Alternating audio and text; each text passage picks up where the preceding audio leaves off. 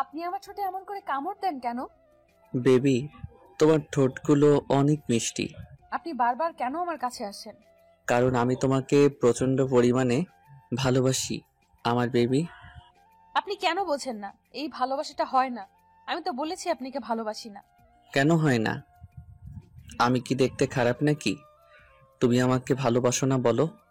আমি তো জানি তুমি আমাকে কতটা ভালোবাসো। আমি কাউকে ভালোবাসি না। আমার মতো মেয়ে কাউকে ভালোবাসার জন্য যোগ্য না, বিশেষ করে আপনাকে। তাই? তাহলে আমি যখন তোমাকে ঠোঁটে স্পর্শগুলো দেই, তোমার ঠোঁটে যখন কিস করি, তোমাকে যখন আদর দিতে শুরু করি, তখন চুপচাপ থাকো কেন? যদি আমাকে ভালোই না বাসতে, তাহলে এমন চুপ করে থাকতে না, আমাকে দূরে সরিয়ে দেওয়ার চেষ্টা করতে। না না, আমি আপনাকে ভালোবাসি না। আপনি জোর করে আমাকে কাছে টেনে নেন। আমি আপনাকে সরিয়ে দিতেও পারি না। তারপর আপনাকে সরিয়ে দিতে আপনার ঠোঁটে কামড় দিয়ে ফেললে অনেক রেগে যান। আর আমি জানি আপনি কতটা রাগী মানুষ। তারপর নিজের ক্ষতি করে দিবেন। তুমি আমাকে নিয়ে কত টেনশন করো দেখেছো? আমি যদি একটু রাগ করি কিংবা রেগে গিয়ে তোমার সাথে কথা না বলি, আর কিংবা তুমি আমার ঠোঁটে কামড় দিয়ে দাও, তাতে যদি রাগ করি, কষ্ট পাই, সেটা তোমার জন্য কষ্টের হয়। তাই তুমি আমাকে দূরে সরিয়ে দিতে পারো না, দেখেছো? আর তুমি বলো যে তুমি আমাকে ভালোবাসো না। এটাই ভালোবাসা পাগলি? ভালোবাসলে ভালোবাসার মানুষটার সুখ দুঃখ সবটার দিকে খেয়াল রাখতে হয়। আমি কিসে কষ্ট পাই, কিসে আমার ভালো লাগা, সেটা তুমি খুব ভালো করেই জানো। ওই জন্য তুমি আমাকে দূরে ঠেলে দিতে পারো না। দেখেছো পাগলি, তুমিও আমাকে অনেক ভালোবাসো, তাহলে কেন বলো না? মিথ্যে। আমি তো একটা গরিব ঘরের মেয়ে। আমার জন্য ভালোবাসা নয়। আমি চাইলেও আপনাকে দূরে সরিয়ে দিতে পারবো না, কারণ আপনি এই হসপিটালের মালিকের ছেলে। তাহলে আমি কি করে আপনাকে দূরে সরিয়ে দিব বলেন? সেটা যদি অন্য কেউ হতো তাহলেই তাকে কাছে টেনে নিতে বলো। ছি ছি, আপনি এসব কি বলেন? আমাকে দেখে আপনার অতটা বাজে মেয়ে বলে মনে হয়? আমি গরিব হতে পারি, কিন্তু আমার স্বভাবটা এতটা বাজে নয়। আব্বু আম্মু শিখিয়েছে কার সাথে কেমন বিহেভ করতে হয়। তাছাড়া আপনাকে আমি কেন জানি দূরে সরিয়ে দিতে চাইলেও পারি না। আপনি ততবারই আমার কাছে চলে আসেন। ওইটা তোমার ভালোবাসা বেবি, তুমি কেন বুঝতে পারো না? আর আমি তোমাকে প্রচন্ড পরিমাণে ভালোবাসি, তুমি সেটা ফিল করতে পারো। হয়তো নিজের অবস্থানের কথা ভেবে আমাকে দূরে সরিয়ে দাও, কিন্তু দেখো তুমি আমাকে অনেক বেশি ভালোবাসো, আমাকে ছাড়া থাকতেই পারবে না। কেন বুঝতে পারো না জান? তোমার এই অবহেলাটা আমি নিতে পারি না, অনেক কষ্ট হয়। না না, আমি আপনাকে ভালোবাসি না, না কোনো কিছু ফিল করতে চাই। আমার অবস্থানটা ঠিকই আছে। আল্লাহ আমাকে যেখানে রেখেছে অনেক ভালো রেখেছে। আমি চাই না আপনাকে বিয়ে করতে। একটা কথা কি জানেন তো, আমার মতো মেয়ে কাউকে ভালোবাসতে পারে না, কারো ভালোবাসাটা ডিজার্ভ করতে পারে না। আমি ভালোবাসার মতো কোনো মেয়ে নই। আপনি আমার থেকে অনেক ভালো মেয়ে পাবেন। প্লিজ আপনি এগুলো বন্ধ করেন। আর কখনো আমাকে ডিস্টার্ব করবেন না। অনেক কষ্টে আপনাদের হসপিটালে চাকরিটা পেয়েছিলাম। আর আপনি যদি রোজ এমন পাগলামি করতে থাকেন, তাহলে চাকরিটা আমাকে ছেড়ে দিতে হবে।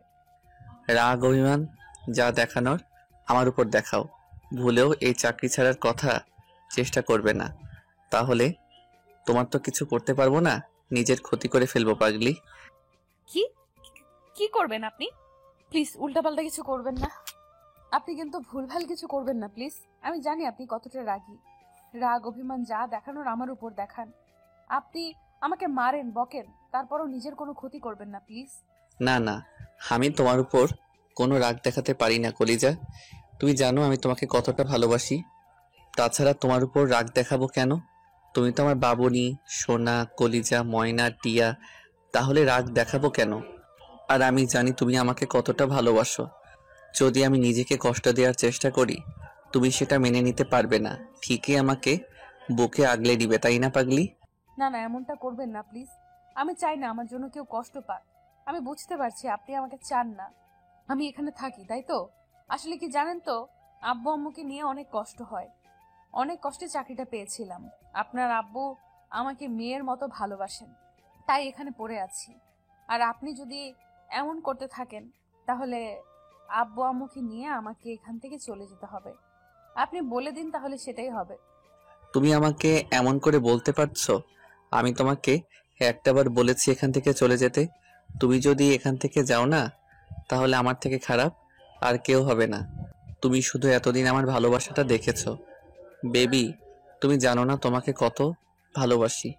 তোমাকে ছাড়া একটা দিন কল্পনাও করতে পারি না। ওই জন্যই তো বারবার সব কাজকর্ম ফেলে তোমার কাছে ছুটে আসি। তুমি কেন বোঝো না আমাকে বলো?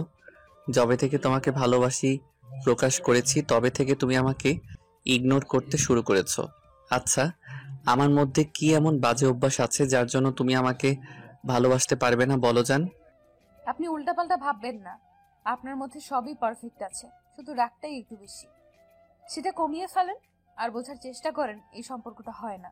আপনি একাই শুধু আমাকে ভালোবাসেন, আমি তো আপনাকে ভালোবাসি না। তাহলে এই সম্পর্কটা কি করে হয় বলেন? যেখানে এই সম্পর্কের কোনো ভবিষ্যৎ নেই, সেখানে আপনি এগুলো নিয়ে কেন ভাববেন? কে বলেছে আমাদের সম্পর্কের ভবিষ্যৎ নেই? তুমি শুধু শুধু ভয় পাচ্ছ। তুমি ভয় পাচ্ছ যে আমার ফ্যামিলি তোমাকে মেনে নিবে কিনা, তাই তো? ওরা কেউ আমাদের মাঝে বাধা হবে না। তুমি না বললে আব্বু তোমাকে অনেক পছন্দ করে? দেখো, ছেলের বউ হিসেবেও মেনে নিবে। আর আমি কি এত বেশি ভুল করেছি তোমাকে ভালোবেসে বলো, যার জন্য তুমি আমাকে একটু ভালোবাসতে পারবে না? ওই, আর কত কষ্ট দিবা বলো?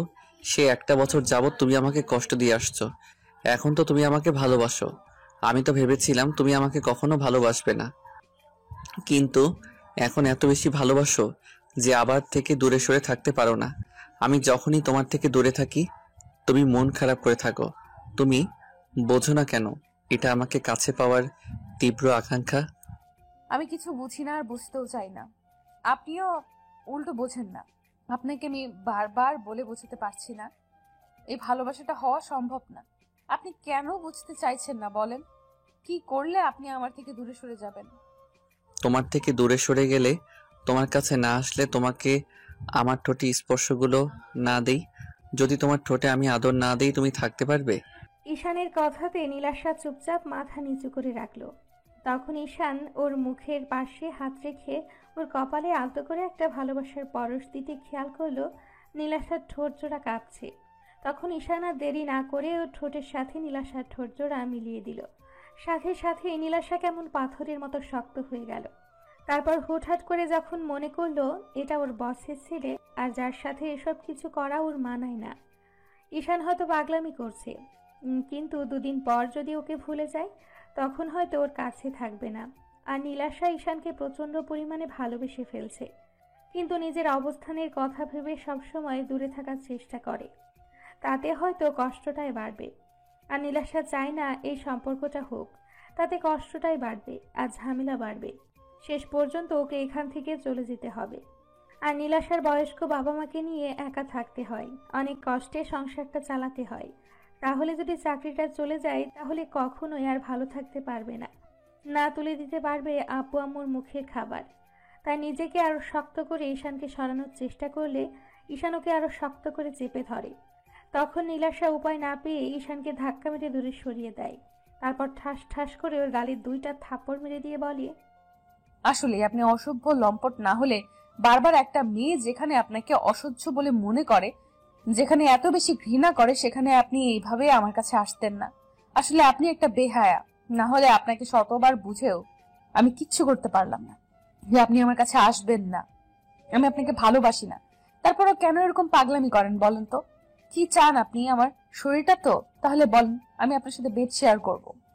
নীলাশার মুখে এমন ধারা কথা শুনেই ঈশানের মুখটা কালো হয়ে গেল। নিমিষের মধ্যে একদম স্তব্ধ হয়ে গেল। তারপর কিছুক্ষণ নীলাশার মুখের দিকে তাকিয়ে রইল ঈশান। আর রাগটাকে কন্ট্রোল করতে না পেরে পাশে থাকা জানালার গ্লাসে সজোরে একটা ঘুষি মেরে দিল। সাথে সাথে ওর হাত কেটে রক্ত পড়তে লাগলো।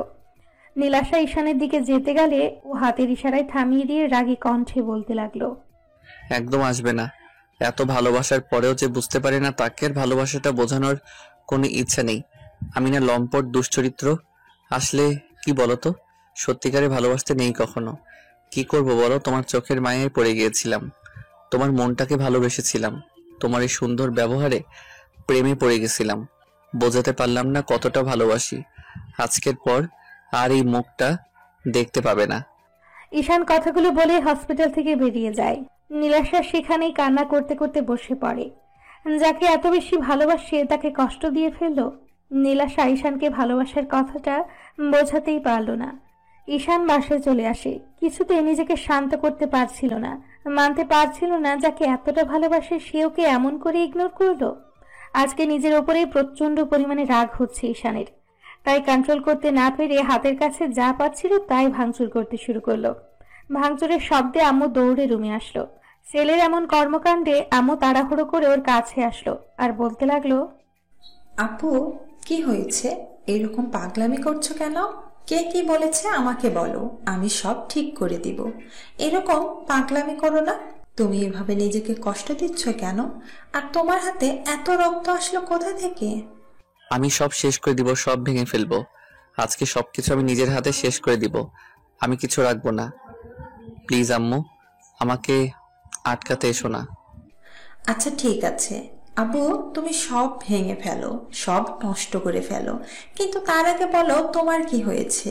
তুমি এরকম পাগলামি করছো কেন? কে তোমাকে এমন করে রাগিয়ে দিয়েছে? আমাকে একটাবার বলো। দেখো, আমি তার সাথে কথা বলবো। কার সাহস হয় আমার আব্বুটাকে এভাবে কষ্ট দেওয়ার? আমি বুঝতে পারছি আমার আব্বুটা খুব কষ্ট পেয়েছে, না হলে সে এইরকম পাগলামি করতো না। আমাকে বলো, কে কি বলেছে? কার উপর তুমি এরকম রেগে আছো? আম্মু, আমি কোনো কারণে রাগ করিনি, আমার ইচ্ছা হয়েছে তাই ভাঙচুর করছি। নাকি এগুলো করা যাবে না? আব্বুর টাকা পয়সা আছে কি করতে? আমি তার একমাত্র ছেলে। আমি না তাহলে কে ভাঙবে? নাকি আমি বাসা থেকে বেরিয়ে যাই, তারপর নিজের মতো করে সব সাজিয়ে তারপর ভাঙচুর করি? আপু, তোমার যা ইচ্ছা করো, তারপরও এরকম পাগলামি করো না। আমাকে বলো, কে কি বলেছে? তোমার যত খুশি ভাঙচুর করো, টাকা পয়সা তো সব তোমার জন্যই, কিন্তু এইটুকু বলো যে আমার ছেলেটাকে এমন করে কে কষ্ট দিল, যার জন্য আমার ছেলেটা এরকম পাগলামি করছে। আমাকে একটা বার বলে দেখো, আমি সব ঠিক করে দিব। তারপরও এরকম পাগলামিটা অন্তত করো না। আম্মু, বললাম তো কিছু হয়নি। তুমি প্লিজ আমাকে আটকেও না, এখান থেকে যাও। আমার মাথাটা গরম আছে। ভুলভাল কিছু বলে দিলে তখন তোমারই খারাপ লাগবে। আমি না কাউকে ভালোবাসি, না কেউ আমাকে ভালোবাসে। আমি কাউকে চাই না, আমার লাইফে কারো দরকার নেই। আমি একাই থাকতে পারবো। একা থাকলে তো আর মরে যাব না। কে ভালোবাসে না আমার ছেলেটাকে বলো আপু? কার এত বড় সাহস আমার ছেলেটাকে এমন করে ফিরিয়ে দেয়? আমি দেখছি আমার ছেলেকে কে ভালোবাসে না। আমি তার সাথে কথা বলবো। তারপরও তুমি আমাকে বলো, কে কি বলেছে? আম্মু, বললাম তো এখান থেকে যাও। প্লিজ আমাকে ডিস্টার্ব করো না। তারপর উল্টাপাল্টা কিছু বলে ফেললে তখন তোমারই খারাপ লাগবে। আমাকে প্লিজ একটু একা থাকতে দাও। সেটা না হয় ঠিক আছে, তারপরও তুমি একটু শান্ত হও। তুমি সব ভেঙে ফেলো, তারপরও একটু শান্ত হও। আমি এখান থেকে চলে যাচ্ছি, তারপরও তুমি একটু শান্ত হও। আম্মু, তুমি কি চাও? আমি নিজের কোনো ক্ষতি করে দেই? তাহলে সেটা ভালো হবে বলো। আমি তাহলে সেটাই করব। তারপরও আমাকে ডিস্টার্ব করো না। আম্মু বুঝতে পারছে ঈশান খুব বেশি রেগে আছে, আর কিছু একটা হারানোর ভয়ে কিংবা কিছু একটা না পাওয়ার আশঙ্কাতে এরকম ভাবে কষ্ট পাচ্ছে। ঈশানের মুখে ভালোবাসার কথাটা শুনে আম্মু বুঝে গেছে হয়তো কোনো মেয়ের জন্য ঈশান এরকম পাগলামি করছে। ঈশান হয়তো কোনো মেয়েকে খুব বেশি ভালোবাসে, যার জন্য এমন পাগলামি করছে। আম্মু কিছুদিন যাবৎ খেয়াল করছে ঈশান নিজে নিজে কিছু একটা ভাবে আর একা একাই হাসে, খুব বেশি ভাবতে থাকে। যেটুকু সময় অফিসের দায়িত্ব সেটুকু। আব্বু এই বিষয় নিয়ে কয়েকবার আম্মুকে বলেছে, কিন্তু আম্মু বিষয়টা জানতে পারেনি। অন্যদিকে ঈশান ভেবেছিল নীলাশাকে রাজি করিয়ে তারপর দুজনে এসে আব্বু আম্মুর সাথে কথা বলবে, তারপর ওদের বিয়েটা হবে। কিন্তু যেখানে নীলাশাই ওকে পছন্দ করে না, দু চোখে সহ্য করতে পারে না, সেখানে ঈশান আর কাকে কি বলবে? তো আম্মু আর সেখানে দাঁড়ালো না, তাড়াহুড়া করে রুমে গেল। তারপর আব্বুকে কয়েকবার কল করতেই আব্বু রিসিভ করলো। আম্মু কান্না করে দিয়ে বলতে আরম্ভ করলো, ওগো, তোমার ছেলেটা তো পাগলামি করছে, প্লিজ তুমি বাসায় আসো। আমি ওকে থামাতে পারছি না, ও প্রচন্ড পরিমাণে রেগে আছে। হাতের কাছে যা পাচ্ছে সবই ভেঙে ফেলছে। তার উপর এত বেশি পাগলামি করছে, যার জন্য আমার খুব ভয় লাগছে। ওর হাত অনেকটা কেটে গেছে। কি জন্য এরকম পাগলামি করছে জানি না, তারপরও আমার মনে হচ্ছে যে ও কোনো মেয়ের জন্য পাগলামি করছে। ওগো, তোমার ছেলেকে তো কখনো এমন করে পাগলামি করতে দেখিনি। তুমি প্লিজ বাসায় আসো। কি বলো? এরকম পাগলামি কখন থেকে করছে? তাছাড়া তুমি ওকে একটু শান্ত করতে পারছো না? তুমি এর আম্মু হয়ে ওর কাছে যেতে পারছো না? তাহলে আমি কি করে পারবো বলো? এরকম পাগলামি তোমার ছেলে আগে কখনো করেনি। হয়তো ভাঙচুর করেছে, কিন্তু এত বেশি রাগ দেখায়নি। তুমি প্লিজ বাসায় এসে দেখো, আমার খুব ভয় লাগছে ছেলেটা আবার উল্টাপাল্টা কিছু করে না বসে। প্লিজ তুমি বাসায় আসো। আমি না প্রচন্ড পরিমাণের ভয় পাচ্ছি, তুমি প্লিজ একটু বাসায় আসো। আচ্ছা ঠিক আছে, আমি এক্ষুনি আসছি। তুমি প্লিজ কান্নাকাটি করো না। দেখো, সব ঠিক হয়ে যাবে। আমি আসছি। তুমি টেনশন করো না তো। আমি এক্ষুনি দেখছি কি করা যায়। আম্মুর কথাতে আব্বুর অনেক টেনশন হতে লাগলো, তাই মিটিংটা ক্যান্সেল করে দিয়ে অফিস থেকে বেরিয়ে গেল। তারপর 15 মিনিটের মধ্যে বাসায় আসলো। অন্যদিকে ঈশান রুমের সবকিছু ভাঙচুর করে একদম তছনছ করে দিয়েছে। তারপর একটা সময় কান্না করতে করতে হাঁটু গেড়ে বসে পড়ে। মাথার দুই পাশে হাত দিয়ে চুলগুলো খুব শক্ত করে চেপে ধরে কান্না করে দিয়ে বলতে আরম্ভ করে, তুমি আমাকে কেন ভালোবাসো না? কেন ভালোবাসো না আমাকে? কি কম আছে আমার মধ্যে? আমার টাকা পয়সা চেহারা কোনো দিক দিয়ে কম নেই। এমন না যে আমি একটা বাজে ছেলে, আর 10টা বড়লোকের ছেলের মতো নই। বাজে কোনো নেশা আমার মধ্যে নেই। কেউ কখনো বলতে পারবে না কোনো মেয়ের পেছনে আমি ছুটেছি। শুধু জীবনের প্রথমবার তোমাকে ভালোবেসেছি, আর তুমি আমাকে বিশ্বাস করতে পারলে না, একটু ভালোবাসতে পারলে না। শেষ পর্যন্ত আমাকে এমন করে দূরে সরিয়ে দিতে চাইলে। আসলে কি আমি আর 10টা ছেলের মতো তোমার দেহের মোহে পড়ে তোমার কাছে যাইনি? সত্যিকারে ভালোবেসেছিলাম তো, ওই জন্য আমাকে বিশ্বাস করতে পারলে না, তাই না? আমি আর কখনো তোমাকে ডিস্টার্ব করব না। আমি তোমাকে অনেক বেশি ভালোবেসে অন্যায় করেছি তো, এই জন্য তুমি আমাকে কষ্ট দিতেছো তো দাও। তারপর যেদিন থাকবো না সেদিন বুঝতে পারবে এই পাগলটা তোমাকে পাগলের মতো ভালোবাসতো। ঈশান কথাগুলো নিজে নিজেই বলছে আর কান্না করছে। এর মাঝে আব্বু তাড়াহুড়ো করে রুমে ঢুকলো। আম্মু পেছন পেছন আসলো। আব্বু এসে ওর সামনে বসে পড়ল। কিছু বলতে যাবে তার আগে ঈশান বলতে আরম্ভ করলো, আমি বললাম না তোমরা আমাকে একা থাকতে দাও, আমাকে একটু ডিস্টার্ব করবে না। তোমরা বারবার কেন আমার কাছে আসতে চাও? কি বোঝাতে চাইছো তোমরা আমাকে? কিচ্ছু বোঝাতে হবে না আমাকে, আমি তাকেই বোঝাতে পারিনি। প্লিজ এখান থেকে চলে যাও। আচ্ছা, আমরা চলে যাব, কিন্তু কে কি বলেছে আমাকে বলো। কে তোমাকে এরকম কষ্ট দিয়েছে? কার জন্য এরকম করে ভাঙচুর করলে? আর তোমার হাতের এই অবস্থা কেন? তোমার আম্মু তোমার জন্য কত কান্নাকাটি করছে, তুমি বুঝতে পারছো না? কার ভালোবাসার জন্য তুমি এরকম পাগলামি করছো আমাকে বলো। আমাদের ভালোবাসাটা কি তোমার কাছে কিছুই নয়? নাকি তোমার লাইফে অন্য কারো ভালোবাসাটা খুব বেশি প্রয়োজন? আমাকে বলো।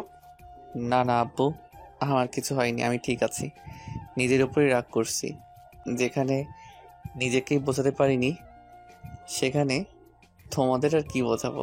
হ্যাঁ, তোমাদের ভালোবাসাটা আমার কাছে সব, কিন্তু আমার লাইফে অন্য কারো ভালোবাসাটা চাই, যেটা না পেলে লাইফটা অপূর্ণ হয়ে থাকবে। আমি ওকে বোঝাতে পারিনি, ব্যর্থ হয়ে গেছি। প্লিজ তোমরা এখান থেকে যাও, আমাকে ডিস্টার্ব করো না। আমি একা থাকতে চাই, আমি সারা জীবনের জন্য একা থাকতে চাই। ঈশান কথাগুলো বলছে আর কান্না করছে। আব্বুকে শান্ত করার জন্য ওকে এক হাতে জড়িয়ে ধরে বলতে লাগলো, আমাকে বলো, কে কি বলেছে? কার জন্য এরকম পাগলামি করছো? আমি সব ঠিক করে দেব। কে আমার ছেলেকে ভালোবাসে না? আমার এত সুন্দর একটা ছেলেকে কে ভালোবাসবে না? দেখি কার এত বড় সাহস। আমি তার সাথে জোর করে তোমায় বিয়ে দেব। তারপর এরকম পাগলামি করো না। আমি তো জানি আমার ছেলেটা কত ভালো, তাই না? কে ভালোবাসবে না বলো আমাকে? আব্বুর এরকম কথা শুনে ঈশানকে বুকে জড়িয়ে ধরে কান্না করতে লাগলো। তারপর বলতে আরম্ভ করলো, আব্বু, আমি নীলাশাকে ভালোবাসি, প্রচণ্ড পরিমাণে ভালোবাসি, পাগলের মতো ভালোবাসি। ওকে ছাড়া থাকতেই পারবো না। প্রচণ্ড পরিমাণে কষ্ট হবে, হয়তো মরে যাব। তুমি ওকে বলো না আমাকে ভালোবাসতে। তুমি জানো আমি ওকে কতটা ভালোবাসি। আজকে 6টা মাস যাবৎ ওকে বোঝানোর চেষ্টা করছি, আর ও আমাকে প্রতিনিয়ত ইগনোর করে চলছে। ও কেন বোঝে না আমার কতটা কষ্ট হয়? আমি ওকে কি করে বোঝাবো বলো? আমি তো ওকে ছাড়া থাকতে পারবো না। ও কেন বোঝে না? কি বলছো তুমি? কোন নীলাশাকে ভালোবাসো? আব্বু, ও আমাদের হসপিটালের নার্স। ওই মেয়েটাকে আমি ভালোবাসি। প্লিজ তুমি ওকে বলো না আমাকে একটু ভালোবাসতে। আমার লাইফে ওর ভালোবাসাটা খুব প্রয়োজন। আমি থাকতে পারবো না ওকে ছাড়া। প্রচণ্ড পরিমাণে কষ্ট হবে আমার। তুমি ওকে একটু বুঝিয়ে বলো। কি বলছো এগুলা? ও তো সামান্য একটা মেয়ে, তার উপর ও আমাদের হসপিটালের নার্স। তুমি কি বলছো এগুলো? হ্যাঁ আব্বু, ও সামান্য মেয়ে, কিন্তু আমি ওর ওই সামান্য মনটাকে ভালোবেসেছি, সহজ সরল ব্যবহারটাকে ভালোবেসেছি, ওর মায়ায় পড়ে গেছি। আর কেউ কারো মায়া পড়লে তাকে ছাড়তে পারবে বলো? আমি ওকে ছাড়তে পারবো না আব্বু। তুমি ওকে বলো না আমাকে একটু ভালোবাসতে। ও আমাকে প্রচণ্ড পরিমাণে ইগনোর করছে, যে কষ্টটা আমি সহ্য করতে পারি না। প্লিজ আব্বু, ওর ভালোবাসাটা একটু আমার লাইফে এনে দাও। আমি থাকতে পারবো না ওকে ছাড়া। এটা কি করে হয়? তুমি বুঝতে পারছো ও সামান্য একজন নার্স আর গরিব ঘরের মেয়ে। তুমি কিনা শেষ পর্যন্ত ওর মায়ায় পড়লে, ওকে ভালোবেসে ফেললে। এটা কি করে সম্ভব বলো? তাছাড়া ওর থেকে কত ভালো মেয়ে তোমাকে পছন্দ করে। সেদিন আমার বন্ধুর মেয়ে তোমাকে পছন্দ করেছে, সেটা আমাকে বলেছে। আর আর তুমি তো সেটা সেখানেই বারণ করে দিলে। আর শেষ পর্যন্ত আমাদের হসপিটালের সামান্য একটা নার্সকে তোমার পছন্দ হলো। এইটা কি করে আমি মেনে নেব বলো? হ্যাঁ, ও সামান্য, আমি ওই সামান্য মেয়েটাকে ভালোবাসি। ও যদি অন্ধ হয়, ওর অঙ্গ প্রত্যঙ্গগুলো নাও থাকে, তারপরও আমি ওকে ভালোবাসি। আব্বু, আমি কিছু শুনতে চাই না, না কিছু জানতে চাই। আমি ওকে ভালোবাসি আর ওকেই চাই। আব্বু কি বলবে বুঝে উঠতে পারছে না, তাই চুপ করে আছে। ঈশান বুঝতে পারলো আব্বু ওদের সম্পর্কের বিষয়টা জানতে পেরে হ্যাপি নয়, তাই আব্বুকে ছেড়ে দিল। তারপর কিছুটা পিছিয়ে যেতে লাগলো। তখন আম্মুর কাছে যেতে গেলে ঈশান পিছিয়ে গেল আর বলতে আরম্ভ করলো, তোমরা কেউ আমার কাছে আসবে না, আমাকে কিছু বোঝাতে হবে না। আমি সবটা বুঝে গেছি। নীলাশা ঠিকই বলেছিল যে আমাদের সম্পর্ক কখনোই হবে না। অন্তত আমার আব্বু সেটা হতে দেবে না। আব্বু, তোমার চুপ থাকাতেই বুঝে গেছি তুমি নীলাশাকে কখনোই মেনে নিবে না, ওকে আমার থেকে দূরে সরিয়ে দিবে। এই জন্যই ও বারবার বলে এই সম্পর্কটা কখনোই হবে না। ও কি বলেছিল জানো? যখন আমি ওকে প্রকাশ করেছি আমি ওকে ভালোবাসি, নীলাশা তোমার দয়াতে চাকরিটা পেয়েছে, তাই সেই দয়াটাও হারাতে চায় না। আর তুমি ওকে অনেক স্নেহ করো মেয়ের মতো, তাই তোমার কাছে ও তোমার ছেলেকে চাইতে পারবে না, যে কিনা ওকে দয়া করে চাকরিটা দিয়েছে। আমার ভাবতেও অবাক লাগছে, আমার আব্বু কিনা আমাকে মিথ্যা ভালোবাসা দেখায়, কিন্তু একটু ভালোবাসে না। সামান্য শুধু গরিব আর ধনীর ব্যবধানের কারণে আমার ভালোবাসাটাকে আমার আব্বু মেনে নিবে না। তোমরা চলে যাও, আমার কাউকে দরকার নেই। যেখানে নীলাশা আমাকে বুঝতে পারেনি এত ভালোবাসার পরেও, সেখানে তোমরা বুঝবে কি করে? তোমরা তো রঙিন চশমা পরে আছো, টাকা পয়সা তোমার কাছে সবচেয়ে বড়। থাকো তুমি তোমার টাকা নিয়ে। আজকের পর থেকে তুমি শুধু আমার পাল্টে যাওয়াটা দেখবে। আমি এমনভাবে নিজেকে চেঞ্জ করব যেটা তোমরা কল্পনাও করতে পারবে না। আর ও আমাকে ভালোবাসে না, আমি ওকে বোঝাতে পারিনি এতদিনেও ওকে কতটা ভালোবাসি। ঈশান কথাগুলো বলে আবারও জানালার গ্লাসে সজোরে কয়েকটা ঘুষি মেরে দিল। সাথে সাথে কাটা জায়গা থেকে আরো রক্ত পড়তে আরম্ভ করলো। আম্মু কান্না করে দিয়ে দৌড়ে ঈশানের কাছে যেতে গেলে ও বলল, একদম কেউ আমার কাছে আসার চেষ্টা করবে না। আমি কাউকে ভালোবাসি না, না আমাকে কেউ ভালোবাসে। আমার প্রতি তোমাদের মিথ্যে মায়া দেখাতে হবে না। তুমি আব্বুর মতো ইগো নিয়ে বসে থাকো, আমার কাউকেই চাই না। আমি নিজেকে তিলে তিলে শেষ করে দিব, তখন তোমরা ভালো থাকো। একদম আমার কাছে আসার চেষ্টা করবে না, তাহলে কিন্তু আমি আমাকে নিজেকে শেষ করে দিব। আব্বু প্লিজ পাগলামি করো না। আমি বলছি তোমার আব্বু ওই মেয়েটাকে না মেনে নিলে আমি মেনে নিব। আমি দাঁড়িয়ে থেকে তোমার বিয়ে দিব ওর সাথে। তারপরও তুমি পাগলামি করো না। আম্মুর কথাটা একটু রাখো। তুমি তো জানো তোমার আম্মু তোমাকে কতটা ভালোবাসে। তোমার কষ্ট হলে আমি সেটা সহ্য করতে পারি না আব্বু। প্লিজ একটু কথা শোনো, আমাকে একটু কাছে যেতে দাও। না না, কেউ আমার কাছে আসবে না। তোমাদের কারো ভালোবাসার আমার দরকার নেই। আমি আজকে অনেক ভালোভাবে বুঝে গেছি তোমরা আমাকে কতটা ভালোবাসো, যার জন্য আমার ভালোবাসাটাকে মেনে নিতে পারছো না। আর আব্বু, আজকে থেকে তুমি শুধু তোমার ছেলের বাজে চেহারাটাই দেখতে পাবে। ঈশান কথাগুলো বলে ওয়াশরুমে ঢুকে দরজা লাগিয়ে দিল। তারপর শাওয়ারটা ছেড়ে দিয়ে ভিজতে লাগলো আর চিৎকার করে কাঁদতে লাগলো। আব্বু আর আম্মু দুজনে দরজা ধাক্কা দিতে লাগলো আর আব্বু বলতে লাগলো, ঈশান, আমার কথা শোনো। দেখো, ওর থেকে ভালো মেয়ের সাথে আমি তোমার বিয়ে দেব। দেখো, ওর থেকে সুন্দর মেয়ে তোমার লাইফে আমি এনে দেব, যে কিনা তোমাকে ওর থেকেও বেশি ভালোবাসবে। আর ওই মেয়েটা তো বলেই দিয়েছে ও তোমাকে ভালোবাসে না। তাহলে তুমি কেন পাগলামি করছো? কথাটা শোনো, আমি কি তোমার খারাপ চাইবে বলো? আমি সব সময় তোমার ভালো চাই। তাহলে কেন এরকম পাগলামি করছো? আমাকে একটু সময় দাও, আমি ওর থেকে ভালো মেয়ে তোমার জন্য এনে দিব। ওর থেকে ভালো মেয়ের আমার দরকার নেই, আমার ওকেই চাই। যেখানে আমি নীলাশাকে বোঝাতে পারিনি, সেখানে তোমাদের কি করে বোঝাবো? আমার আর কারো কথা শুনতে হবে না। আমি বুঝে গেছি তোমরা আমাকে কতটুকু ভালোবাসো।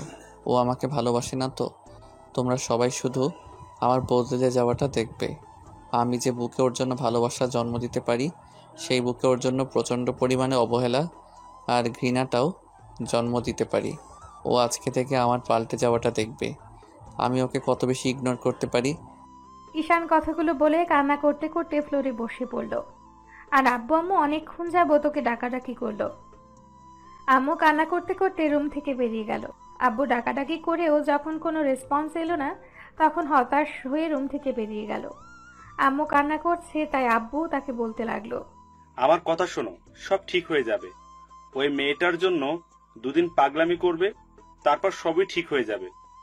একটু বোঝার চেষ্টা করো, তোমার ছেলেটা এরকমই, যে জিনিসটা খুব করে চাই সে জিনিসটার জন্য পাগলামি করে। এখন ওই মেয়েটার প্রতি একটু মায়ায় পড়েছে, কিন্তু ওকে ভালোবাসে না, আবেগের বশে এরকমটা করছে। দেখো, সব ঠিক হয়ে যাবে। হ্যাঁ, আমার ছেলেটা তো এখনো ছোট আছে, যার জন্য আবেগের বশে এরকম করছে। আসলে কি বলতো, আমাদের ভালোবাসার কোনো মূল্য তোমার কাছে নেই। তোমার কাছে নাম, যশ, প্রতিপত্তি, টাকা পয়সা, এগুলো সব কিছু, তাই না? একটা সময় দেখবে তোমার জন্য আমার ছেলেটা শেষ হয়ে যাবে, তারপরও তুমি বুঝতে পারবে আমার ছেলেটা ওই মেয়েটাকে কতটা ভালোবাসতো। এই মেয়েটা কি এমন অন্যায় করেছে? আর আমার ছেলেটা বলো, যার জন্য তুমি ওর ওপর খালি দায়িত্বের বোঝাটাই চাপিয়ে দাও। ছোটবেলা থেকে ওর নিজের কোনো ইচ্ছা আমরা পূরণ করতে পারি না। তুমি ওকে যেটা বলো সেটাই শুনতে হয়। আর তুমি বলো ওর কোনো ইচ্ছা অপূর্ণ রাখনি, যার জন্য আমার ছেলেটা ভেতর থেকে ভেঙে যাচ্ছে।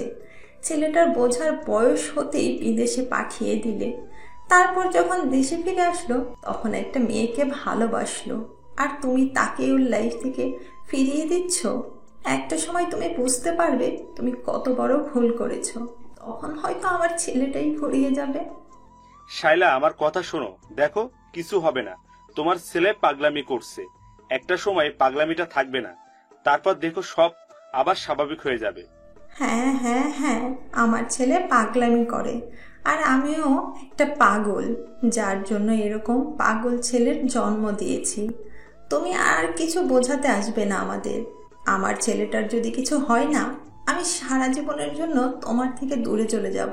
তুমি যেখানে নিজেই ভালোবেসে বিয়ে করেছিলে, সেখানে আমার ছেলের ভালোবাসাটা কি তোমার মেনে নিতে কি সমস্যা? তুমি বুঝতে পারছো না, ওই মেয়েটা একটা সাধারণ ঘরের মেয়ে, গরিব ঘরের মেয়ে। ওকে আমার ছেলের পাশে দাঁড় করিয়ে আমি কি করে মানুষকে বলবো যে একটা নার্স আমার ছেলের বউ? আমি কি করে মানুষের সামনে মুখ দেখাবো বলো? বাহ, শেষ পর্যন্ত এরকম একটা কথা তুমি বলতে পারলে। ও গরিব বলে কি মানুষ না? তুমিও তো আমাকে গরিব ঘর থেকেই তুলে এনে বিয়ে করেছিলে। আমার আব্বুকে কি বলেছিলে? আমাকে যদি তোমার সাথে বিয়ে না দেয় তাহলে তুলে নিয়ে গিয়ে বিয়ে করবে। আর সেখানে শেষ পর্যন্ত কিনা একটা গরিব ঘরের মেয়েকে তোমার ছেলে ভালোবেসেছে বলে আজকে তুমি এমন করে তাকে দূরে সরিয়ে দিচ্ছ। তোমার কারণে একটা সময় আমার ছেলেটা শেষ হয়ে যাবে, আর সেই দিনই আমার শেষ দিন হবে, বলে দিলাম। ঈশানের আম্মু কথাগুলো বলে রুম থেকে বেরিয়ে গেল কান্না করতে করতে। ঈশানের আব্বু কি করবে বুঝে উঠতে পারছে না, চুপচাপ রইল। অন্যদিকে ঈশান চলে আসার পর নীলাশা হাউমাউ করে কান্না করে দিয়ে হাঁটু গেড়ে বসে পড়ে। তারপর মুখে হাত দিয়ে বলতে আরম্ভ করে, এটা আমি কি করলাম? যে মানুষটা আমাকে এত বেশি ভালোবাসে, আমার জন্য এত পাগলামি করে, আজকে 6টা মাস যাবত আমাকে ভালোবাসার কথা বলেছে, আমাকে শুধু বোঝানোর জন্য বারবার নিজের কাছে টেনে নিয়েছে, সুযোগ পাওয়া সত্ত্বেও আমার গায়ে এমন করে টাচ করেনি, যার জন্য আমার কাছে মনে হয়েছে উনি আমার দিকে খারাপ নজরে তাকায়। আমাকে হয়তো ভালোবাসার স্পর্শ দিয়েছে, কিন্তু এমন কোনো বাজেভাবে স্পর্শ করেনি যার জন্য আমি ওনাকে এমন করে আঘাত করলাম। কি করে পারলাম আমি ওনাকে এভাবে সরিয়ে দিতে? ছি, আমি আমার ভালোবাসাটাকে ধরে রাখতে পারলাম না। আপনি আমাকে মাফ করে দিবেন প্লিজ। আপনি এমন করে নিজেকে কষ্ট দিবেন না। আপনার নিঃস্বার্থ ভালোবাসার কাছে আমাকে হেরে যেতে হয়েছে, তারপরও আমি আপনাকে কাছে টেনে নিতে পারিনি। প্লিজ আমাকে মাফ করে দেন। আমি আপনার ভালোবাসাটার প্রতিদান দিতে পারলাম না। আমি এমন একটা পরিস্থিতির মধ্যে আছি যেখানে আমার ভালোবাসাটার কোনো মূল্যই নেই। আপনারা কি ভাবছেন? বলা নেই কওয়া নেই হুটহাট কি হচ্ছে এসব? ঈশান আর নীলাশার কথাতে হয়তো সেটা একটু হলেও বুঝতে পেরেছেন। নীলাশা ঈশানদের হসপিটালের সাধারণ একজন নার্স। ঈশান যেদিন নীলাশাকে প্রথম দেখেছিল সেদিনই ওর প্রেমে পড়ে গেছিল। বাইকের ছোটখাটো একটা অ্যাক্সিডেন্টে পড়ে হাতটা অনেকটা ছিলে যায়। তারপর ব্যান্ডেজ করার জন্য ওদেরই হসপিটালে আসে। এর আগে ঈশান কখনোই বলেনি ওইটা ওদের হসপিটাল, কিংবা ওইখানে গিয়ে কোনোভাবে নিজেকে প্রেজেন্ট করেনি। ঈশান হসপিটালে আসার পর একটা নার্স এসে ওর হাতে ব্যান্ডেজ করতে আরম্ভ করেছিল। আর হুটহাট করে কেউ একজন এসে ঈশানের হাতটা ব্যান্ডেজ করতে থাকে। তখন ঈশানও মেয়েটার দিকে অপলক নয়নে তাকিয়েছিল। ও ভাবতেও পারেনি একটা মেয়ে এত সুন্দর হতে পারে। মেয়েটার মুখে একটা মায়া মায়া ভাব আছে। ঈশান সেদিন ড্যাব ড্যাব করে নীলাশার দিকে তাকিয়েছিল। তারপর ব্যান্ডেজ করা হয়ে গেলে নীলাশাও ঈশানের মুখের দিকে এক ধ্যানে তাকিয়েছিল।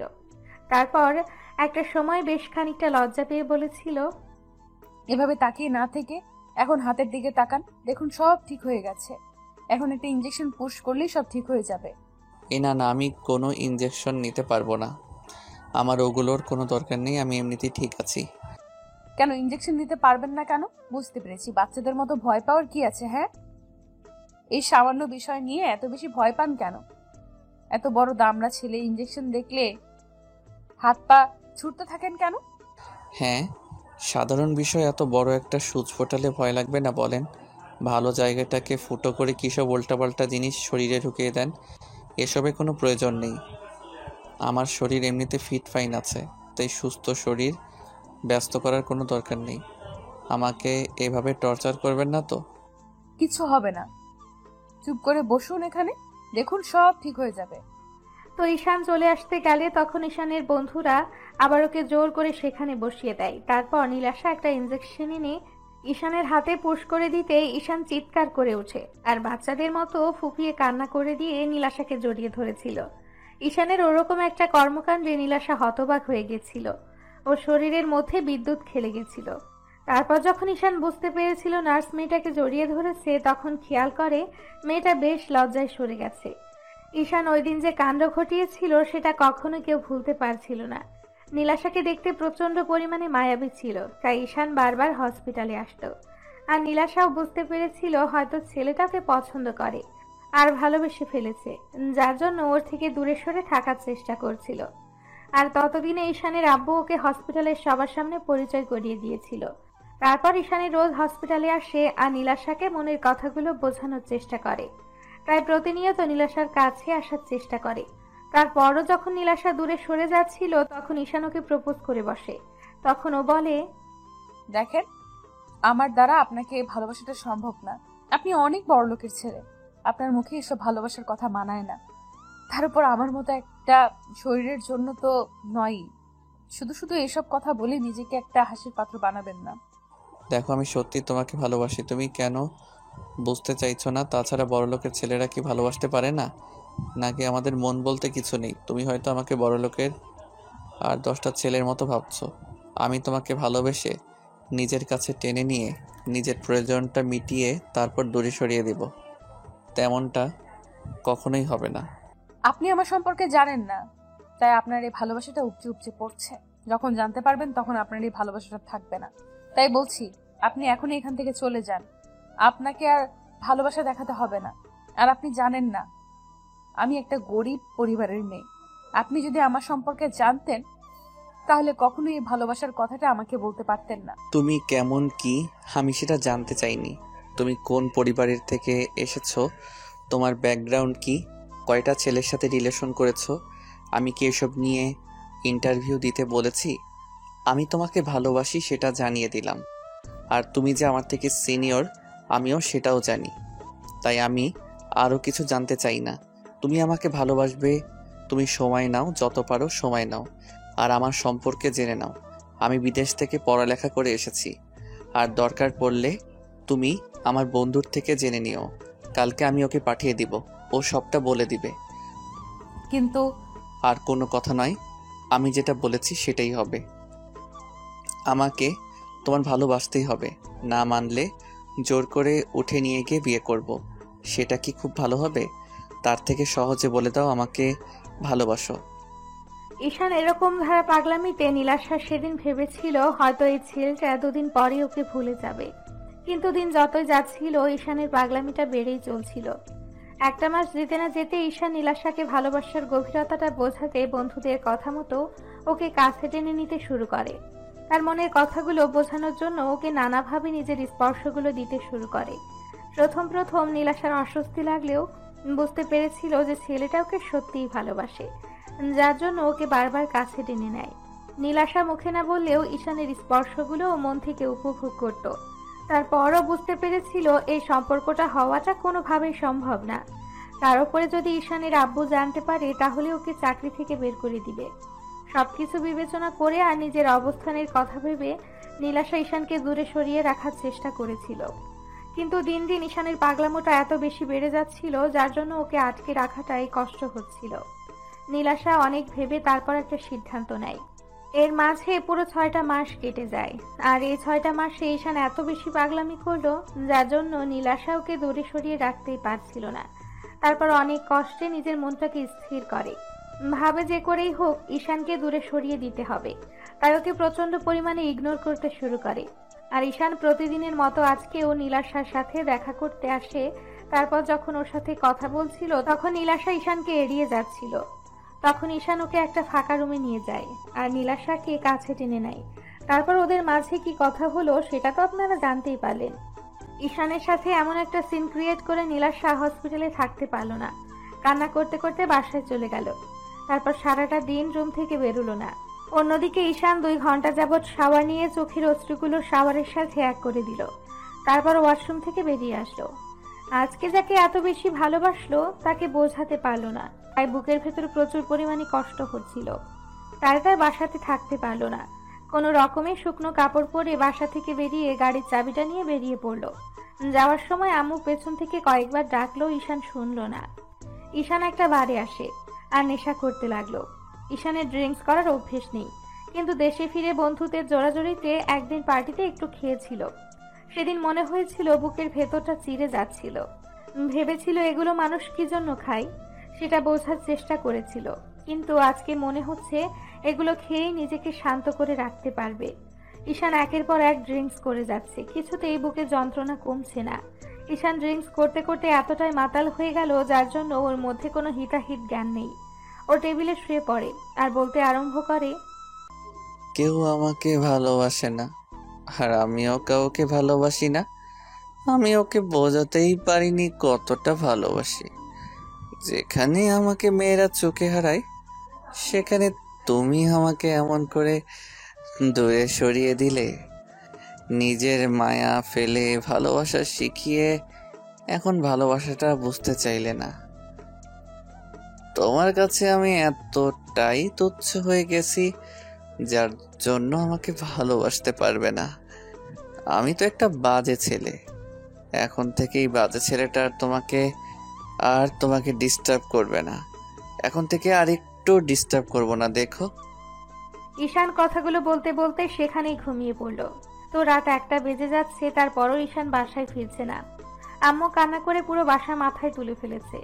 আব্বু বারবার বলছে, শাইলা, শান্ত হও, তোমার ছেলে একটু পরেই বাসায় চলে আসবে। তুমি কান্নাকাটি করছো কেন? কিছু হবে না, তুমি শুধু শুধু পাগলামি করছো। আর একটা কথা বলবে না এরপরও? তোমার মুখ দিয়ে কথা বেরোচ্ছে, এত কিছুর পরও তুমি নিজেকে স্বাভাবিক রাখতে পারছো? আমার ভাবতে অবাক লাগছে তুমি কি না এরকম ভাবে নিজেকে স্বাভাবিক রাখতে পারছো। আসলে ছেলেটা তো আর তোমার একার নয়, আমারও। এই জন্য আমি নিজেকে কিছুতেই স্বাভাবিক রাখতে পারি না। আম্মুর কথায় উত্তর দেবার মতো আব্বুর কাছে কোনো উত্তর নেই। এটা ঠিক যে উনি শুধু স্ট্যাটাসের কথা ভেবে নীলাশাকে ওনার ছেলের থেকে দূরে সরিয়ে রাখছে। তো আম্মু অনেকক্ষণ যাবৎ কান্না করলো। তারপরও যখন আব্বু চুপ করে রইল, তখন আম্মু ঈশানের বন্ধু রাজকে কল করলো। তারপর কান্না করে সবটা বলল। সব শোনার পর রাজ বাসা থেকে বেরিয়ে ঈশানকে এদিক ওদিক খুঁজতে লাগলো। তারপর যখন পাচ্ছিল না, তখন ভাবলো ঈশান সেদিন যে বাড়ি গিয়েছিল হয়তো ওইখানটায় থাকতে পারে। রাজ বাড়ির একটা ওয়েটারকে কল করে জানতে পারলো ঈশান ওখানেই আছে। রাজ তাড়াহুড়ো করে বাড়ি চলে যায়। তারপর গিয়ে দেখে ঈশান পুরো মাতাল হয়ে গেছে। না কোনো রেসপন্স আছে আর না কোনো কথা বলছে। ও কোনো রকম বিলটা দিয়ে তারপর ঈশানকে নিয়ে বাসার উদ্দেশ্যে চলে যায়। 8 ঘন্টা পর বাসায় পৌঁছে কলিং বেল দিলে আম্মু দরজা খুলে দেয়। রাজের কাঁধে ঈশানকে রেখে আম্মু কান্না জুড়ে দেয়। তখন রাজ বলতে আরম্ভ করে, কান্নাকাটি করবে না, দেখেন সব ঠিক হয়ে যাবে। ও হয়তো একটু বেশি ড্রিঙ্কস করেছে। সব দোষ এর আপুর রয়েছে। একটা সময় দেখো আমার ছেলেটা ওর আপুর জেদের জন্যই শেষ হয়ে যাবে। এর আপুর রাগ অভিমান আর না শেষ হবে না। উনি নিজের কথা ভেবে আমার ছেলের ভালোবাসাটা বারবার দূরে সরিয়ে দিচ্ছে। তুমি দেখো তোমার এই রাগ অভিমানের জন্য আমার ছেলেটা একটা সময় মারা যাবে। তার জন্য একমাত্র দায়ী থাকবে তুমি। রাজ ঈশানকে নিয়ে শুয়ে দিতে আম্মু কিছুক্ষণ ওর পাশে বসে কান্না করলো। আর রাজ দাঁড়িয়ে রইল। আম্মু ঈশানের জুতাটা খুলে দিয়ে এসিটা ছেড়ে দিয়ে ওর শরীরে একটা চাদর দিয়ে কান্না করতে করতে বেরিয়ে গেল। আর রাজ বলতে লাগলো, আন্টি আমি জানি না ঈশান কি জন্য এমন করছে, তবে মনে হচ্ছে অনেক কষ্ট পেয়েছে, তাই সব উল্টোপাল্টা জিনিস খেয়েছে। যদি কিছু মনে না করেন তাহলে আমাকে বলেন, যদি কোনো সমস্যা না হয় আমি চেষ্টা করব আমার সর্বোচ্চ দিয়ে সমাধান করার। আমি তো ওকে বেস্ট ফ্রেন্ড ভাবি, ও আমাকে বেস্ট ফ্রেন্ড ভাবে, তাহলে আমার বেস্ট ফ্রেন্ডের এরকম একটা অবস্থান কি করে আমি চুপ করে থাকবো বলেন? আম্মু কান্না করতে করতে সবটা বললো রাজকে। রাজ মাথা নিচু করে রইল। তারপর বলতে লাগলো, আন্টি আমি এই বিষয়টা জানতাম আর ঈশানকে বারণও করেছিলাম এই মেয়েটাকে ভালো না বাসতে, ওর কাছে না যেতে।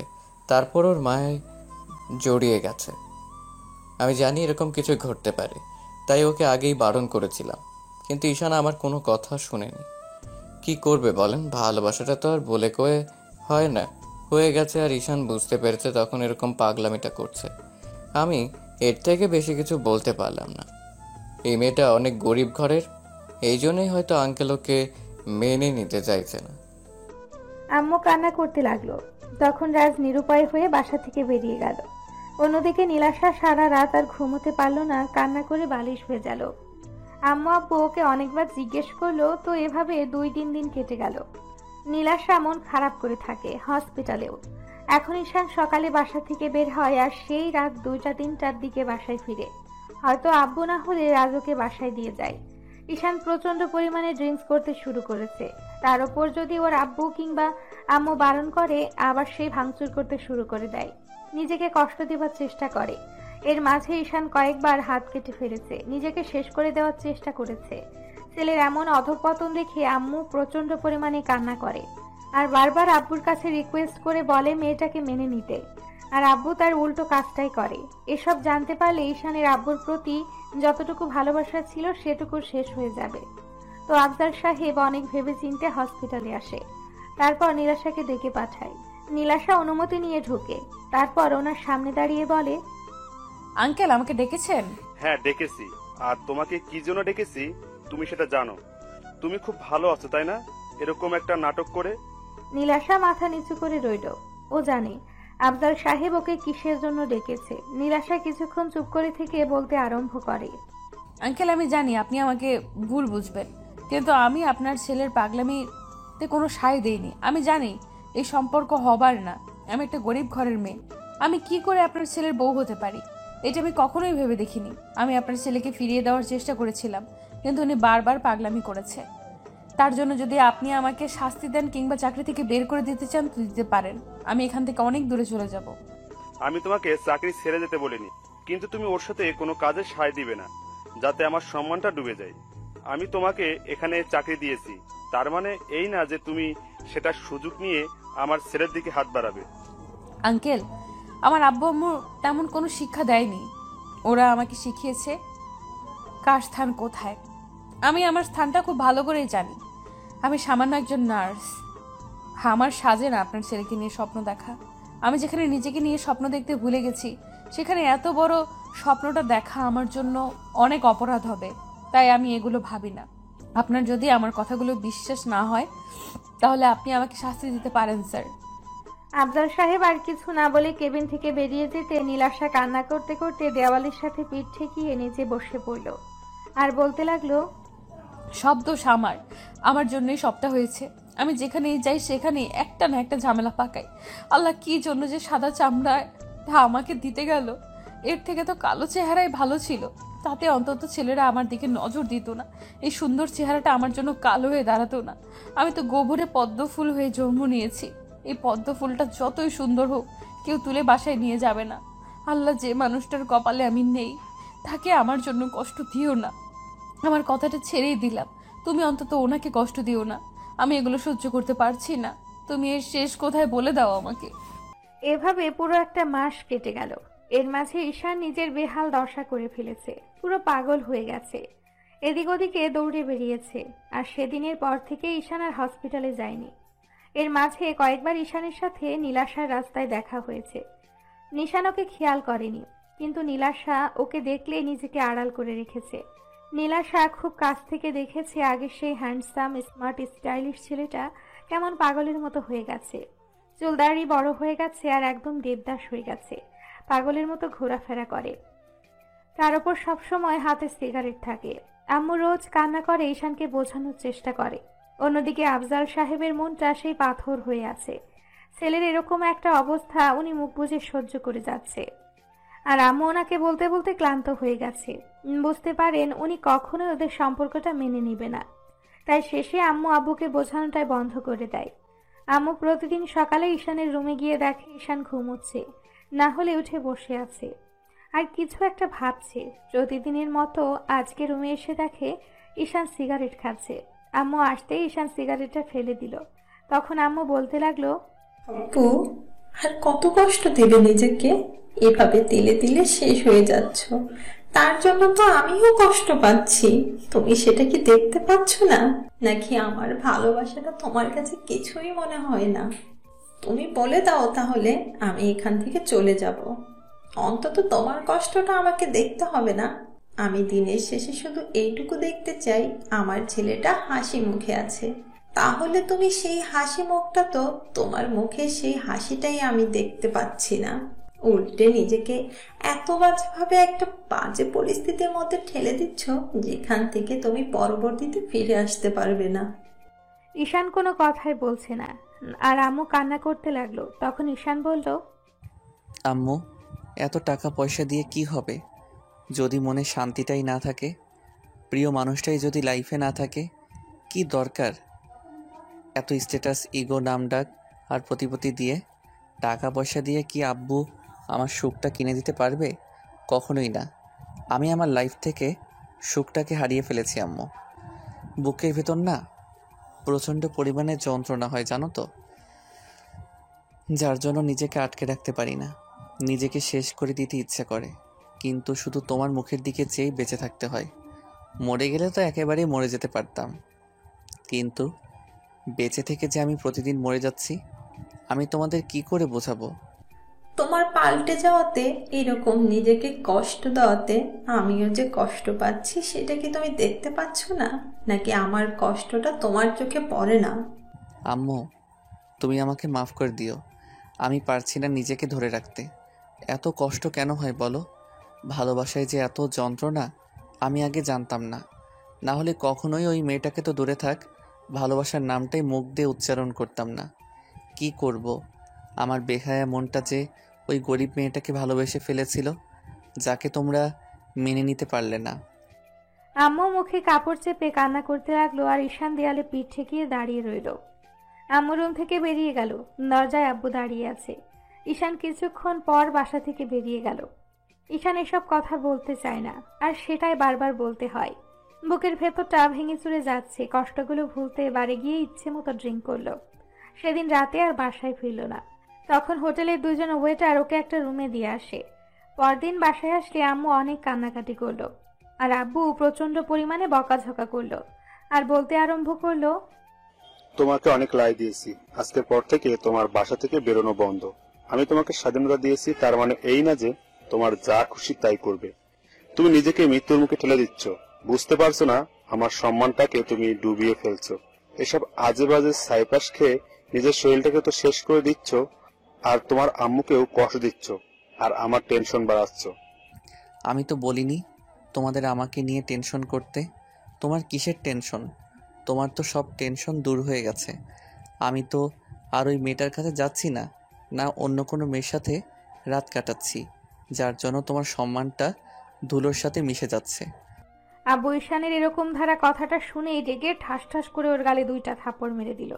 ঈশান আর রাগটাকে কন্ট্রোল করতে না পেরে পাশে থাকা একটা কাচের গ্লাস হাতে নিয়ে দেয়ালের সাথে জোরে সোরে কয়েকটা ঘুষি দিল আর বলতে আরম্ভ করলো, বাসা থেকে তোমার জন্য বেরোবো না সেটাই ঠিক হবে তো? তাহলে থাকবো বাসার মধ্যে এখন থেকে। ঈশান রুমে গিয়ে দরজা সজোরে লাগিয়ে দিল। আম্মু দরজার সামনে গিয়ে কিছুক্ষণ কান্নাকাটি করলো আর ডাকাডাকি করতে লাগলো। ঈশান আর কারো কথাই শুনল না। ও এই একটা মাসে পুরো পাগলের মতো হয়ে গেছে। অন্যদিকে রাজ এই বিষয়টা নীলাশাকে জানিয়েছে, কিন্তু ও নিরুপায়, কী বা করতে পারে। উল্টো যখন ঈশানের কথা মনে হয় তখন প্রচন্ড পরিমাণে কান্না করে, কাউকে বলতেই পারে না। আব্বু আম্মু ওকে এরকম চুপচাপ থাকতে দেখে ওকে অনেকবার জিজ্ঞাসা করেছে কি হয়েছে। নীলাশা তারপরও কিছুই বলেনি। এভাবে আরো 4-5টা দিন কেটে গেল। এর মাঝে বাসা থেকে ঈশান আর বের হয়নি। খাওয়া দাওয়াটাও বন্ধ করে দিয়েছে। এখন রুম থেকেও আর বের হয় না।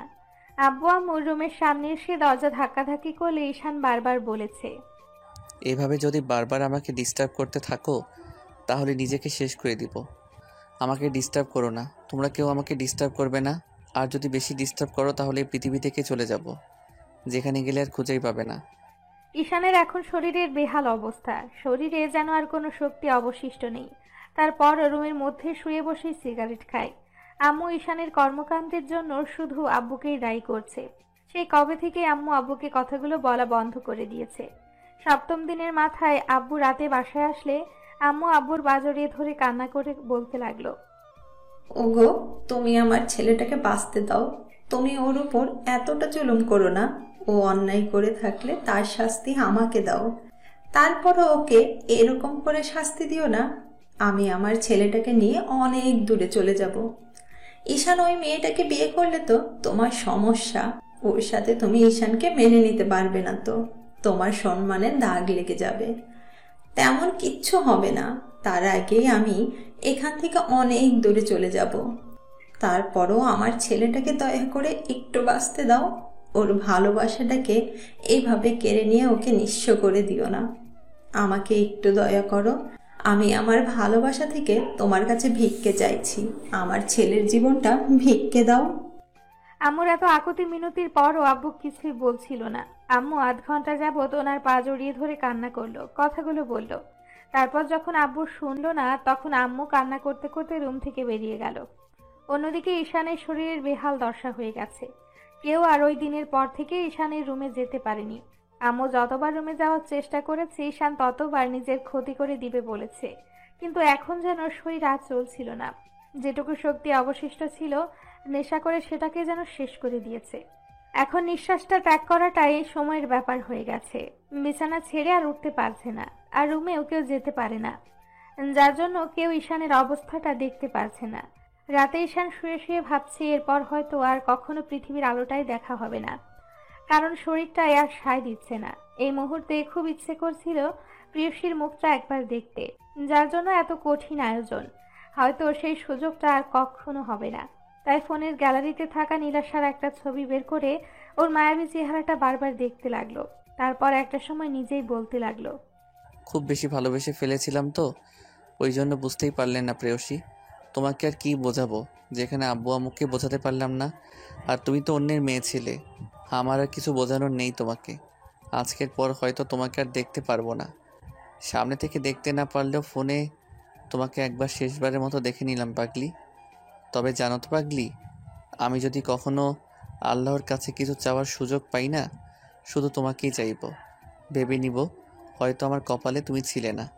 তবে একটা কথা মনে রেখো, ভুলেও কখনো কাউকে ভালোবেসে ফেলো না, না হলে আমার কষ্টটা সেদিন বুঝতে পারবে। বুকের মাঝে প্রচন্ড পরিমাণে যন্ত্রণা হচ্ছে। আয়াত থাকতে পারল না। আস্তে আস্তে ঈশানের চোখ জোড়া বন্ধ হয়ে আসলো। পরদিন যখন আম্মু ওকে ডাকতে আসলো তখন ঈশানের কোনো সাড়া শব্দই পাচ্ছিল না। তখন আম্মু কান্না করতে করতে পুরো বাড়ি মাথায় করে ফেললো। আব্বু দৌড়ে এসে বলতে লাগলো, শাইলা, কি হয়েছে? এভাবে চিৎকার করছো কেন? ওগো, আমার ছেলেটা মনে হয় উল্টোপাল্টা কিছু করে ফেলেছে। প্লিজ তুমি দরজা ভেঙে ফেলো। ও কথা বলছে না। আমি সেই আধ ঘন্টা যাবৎ ছেলেটাকে ডেকেই যাচ্ছি। ও যেটা বলেছিল সেটাই করেছে। দেখেছো, তোমার রাগের কাছে আমার ছেলেটাকে হারিয়ে ফেলেছি। এর মাঝে বাসার কাজের লোকগুলো সেখানে আসলো। আব্বু কাজের লোকের সাহায্যে দরজাটা ভেঙে ফেললো। ঈশান বিছানায় এলোমেলো হয়ে পড়ে আছে। আব্বু গিয়ে ওকে ডাকতে লাগলো। ঈশানের কোনো সাড়া শব্দ নেই। আম্মু কান্না করতে করতে ফোনটা হাতে নিয়ে খেয়াল করলো সেখানে একটা মেয়ের ছবি। বুঝতে বাকি রইল না এই মেয়েটার জন্যই ছেলের এমন পাগলামি। আব্বু অনেক ডাকাডাকি করেও কোনো কাজ হলো না। তখন কাজের লোকের সাহায্যে ধরাধরি করে ঈশানকে ওদের হসপিটালে নিয়ে গেল। আজহার সাহেব চিৎকার করে ডাক্তার ডাকতেই ডাক্তার এসে ওনার সামনে দাঁড়ালো আর ঈশানের এমন অবস্থা দেখে বলতে আরম্ভ করলো, আফজাল সাহেব, ছেলের এই অবস্থা কেন? কি হয়েছে? ডক্টর, আগে আমার ছেলেকে বাঁচান। নার্স, কুইক অক্সিজেন রেডি করো, ওকে থিয়েটারে নিয়ে চলো। ডাক্তারের কথাতে তাড়াহুড়া করে নীলাশা আসলো আর এসে যাকে দেখলো তাকে দেখার পর বুকের ভেতর কেঁপে উঠল। ও চোখ দিয়ে আপনা আপনি পানি বের হতে শুরু করলো। তারপরও সবকিছু ভুলে গিয়ে ঈশানকে নিয়ে স্ট্রেচারে করে অপারেশন থিয়েটারের দিকে নিয়ে যেতে লাগলো। নীলাশা ঈশানের মুখের দিকে তাকিয়ে আছে। ওর প্রচন্ড পরিমাণে ভয় হচ্ছে। মনে হচ্ছে এই মানুষটা ওর থেকে দূরে চলে যাবে। হয়তো আর কখনো এই মানুষটার মুখটা দেখতে পারবে না। অপারেশন থিয়েটারে নিয়ে যেতে ডক্টর অপারেশন শুরু করে দেয় আর বুঝতে পারে অনেকগুলো ঘুমের ওষুধ খেয়ে নিয়েছিল, যার জন্য শরীরের অবস্থা খারাপ হয়ে গেছে। আর না খেয়ে থাকার ফলে শরীরটা নিঃশেষ হয়ে গেছে। নিঃশ্বাস নিতেই ওর কষ্ট হচ্ছে। 1 ঘন্টা পর ডক্টর বেরিয়ে আসে। তারপর বেরিয়ে আসতেই আম্মু বলতে আরম্ভ করে, ডক্টর, আমার ছেলের কি অবস্থা? ও বাঁচবে তো? আমি ওকে আবার সেই আগের মতো অবস্থায় ফিরে পাবো তো? ও আমাকে আম্মু বলে ডাকবে তো? ম্যাডাম, আপনি শান্ত হন। ঈশান ঠিক আছে, আসলে অনেকটা টেনশন করেছে আর অনেক দিন যাবৎ খাবারটাও ঠিক মতো খায় না। তার উপরে কাল রাতে মনে হয় অনেকগুলো স্লিপিং পিল খেয়ে নিয়েছিল, যার জন্য এই অবস্থা হয়েছে। টেনশন করবেন না, সব ঠিক হয়ে যাবে। কিন্তু এটা বলুন তো, ছেলের এই অবস্থা হলো কি করে? ডক্টরের কথা শুনে আম্মু হাউমাউ করে কান্না করে দিল। আফজাল সাহেব মাথা নিচু করে রইল। এর মাঝে আম্মু খেয়াল করলো কিছুটা দূরে একটা মেয়ে দাঁড়িয়ে কান্না করছে। আম্মুর বুঝতে আর বাকি রইল না এটাই ওনার ছেলের সে অবাধ্য ভালোবাসা। হসপিটালে আসার আগে ঈশানের হাতে যখন ফোনটা ছিল তখন আম্মু এই মেয়েটার ছবিটাই দেখেছিল। নীলাশাকে দেখে আম্মু ওর কাছে আসলো। তারপর ওর একটা হাত ধরে বলতে আরম্ভ করলো, তুমি নীলাশা, তাই না? নীলাশা মাথা নিচু করে নিল। আম্মু ওর হাতটা 2 হাতে জোর করে ধরে বলতে লাগলো, দেখেছো মামুনি, তোমাকে ভালোবেসে আমার ছেলেটা কি অবস্থা হয়েছে। আমার ছেলেটাকে একটু দয়া করো, একটু তোমার ভালোবাসাটা ভিক্ষে দাও। আমি কথা দিচ্ছি, ওর আব্বু তোমাকে মেনে না নিলেও আমরা এখান থেকে অনেক দূরে চলে যাব। তারপরও আমার ছেলেটাকে একটু বাঁচতে দাও। ও তোমাকে ভালোবাসে। খুব বেশি অন্যায় করে ফেলেছে বলো? ও খুব বেশি অপরাধ করে ফেলেছে বলো? তোমাকে ভালোবাসাটা কি ওর জন্য এত বেশি অন্যায় ছিল? আমি তোমার পায়ে ধরে ওর ভালোবাসাটা ভিক্ষে চাইছি। তারপরও তুমি ওকে ফিরিয়ে দিও না। ও বাঁচতে পারবে না তোমাকে না পেলে। একমাত্র ছেলে আমার, একটু বাঁচার সুযোগ দাও। আমাদের মা ছেলের উপর এইটুকু দয়া করো। আম্মু নীলাশার পা ধরতে গেলে ও সরে গেল আর আব্বু বলতে লাগলো, শাইলা, কি পাগলামি করছো তুমি? চুপ, একদম চুপ। আর একটা কথা বলবে না তুমি। আজকে তোমার জন্য আমার ছেলের এই অবস্থা। তুমি আমাকে আর আমার ছেলেকে অনেক দয়া করেছো, আর করতে হবে না। এবার অন্তত আমাকে ছেড়ে দাও।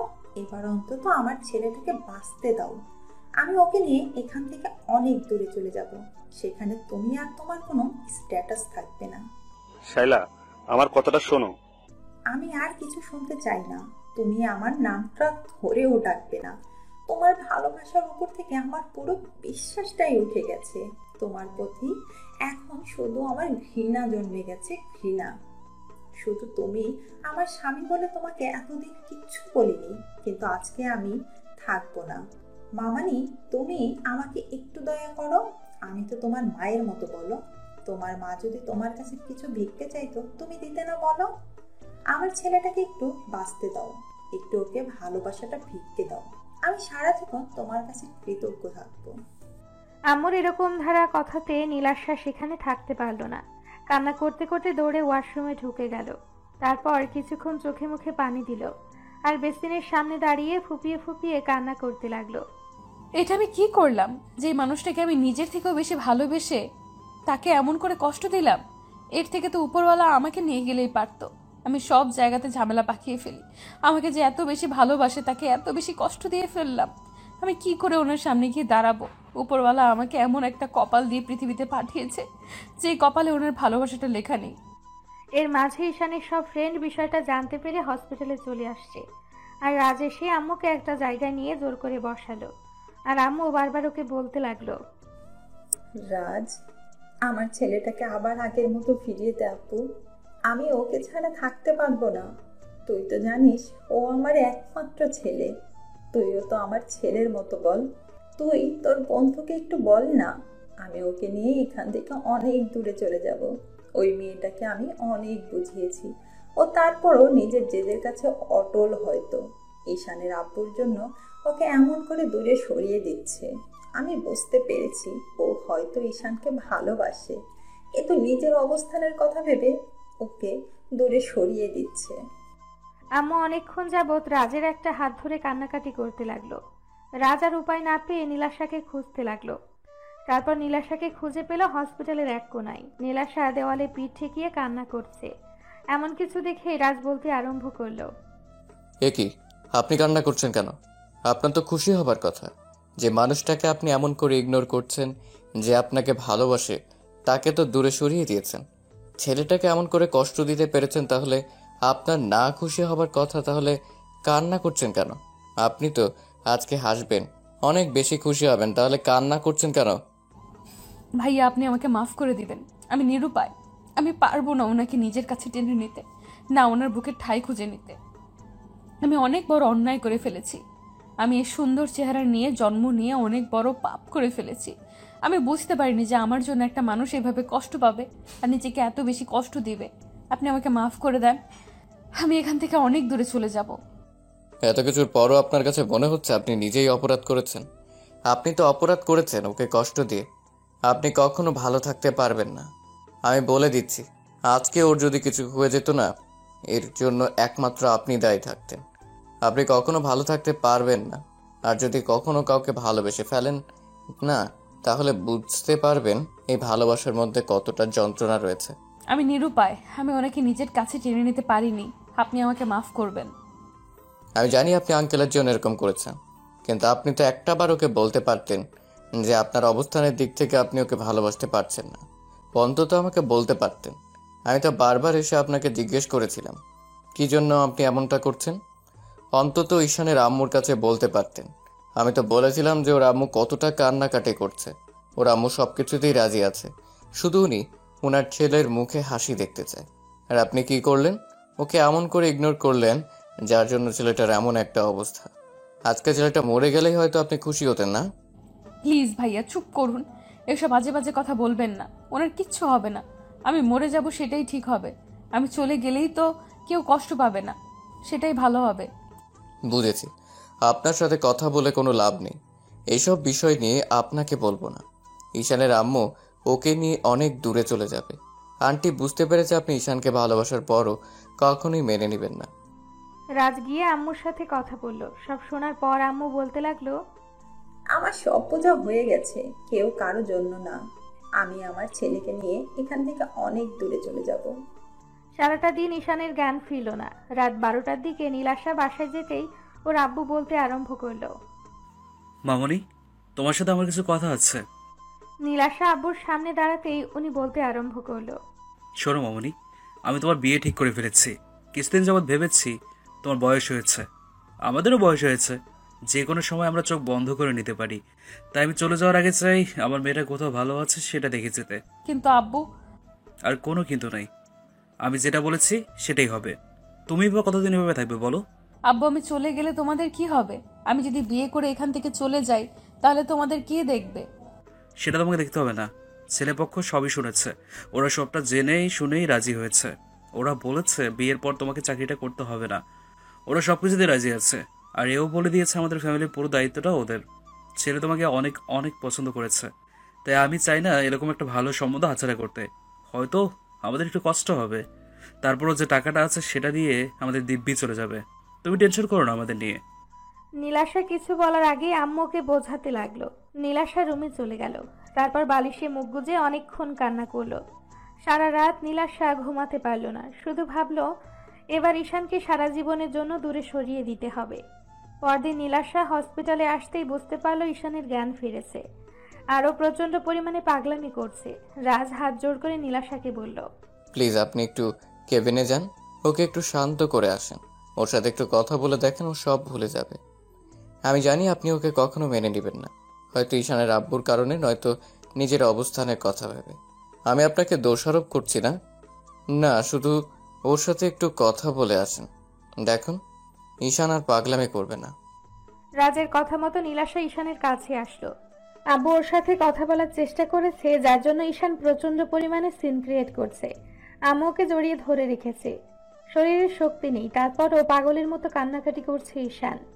নীলাশা গিয়ে ঈশানের সামনে দাঁড়াতে ঈশান ওর দিকে একবার তাকিয়ে চোখ জোড়া নামিয়ে নিয়ে বলতে আরম্ভ করলো, আপনি আপনি এখানে কেন আসছেন?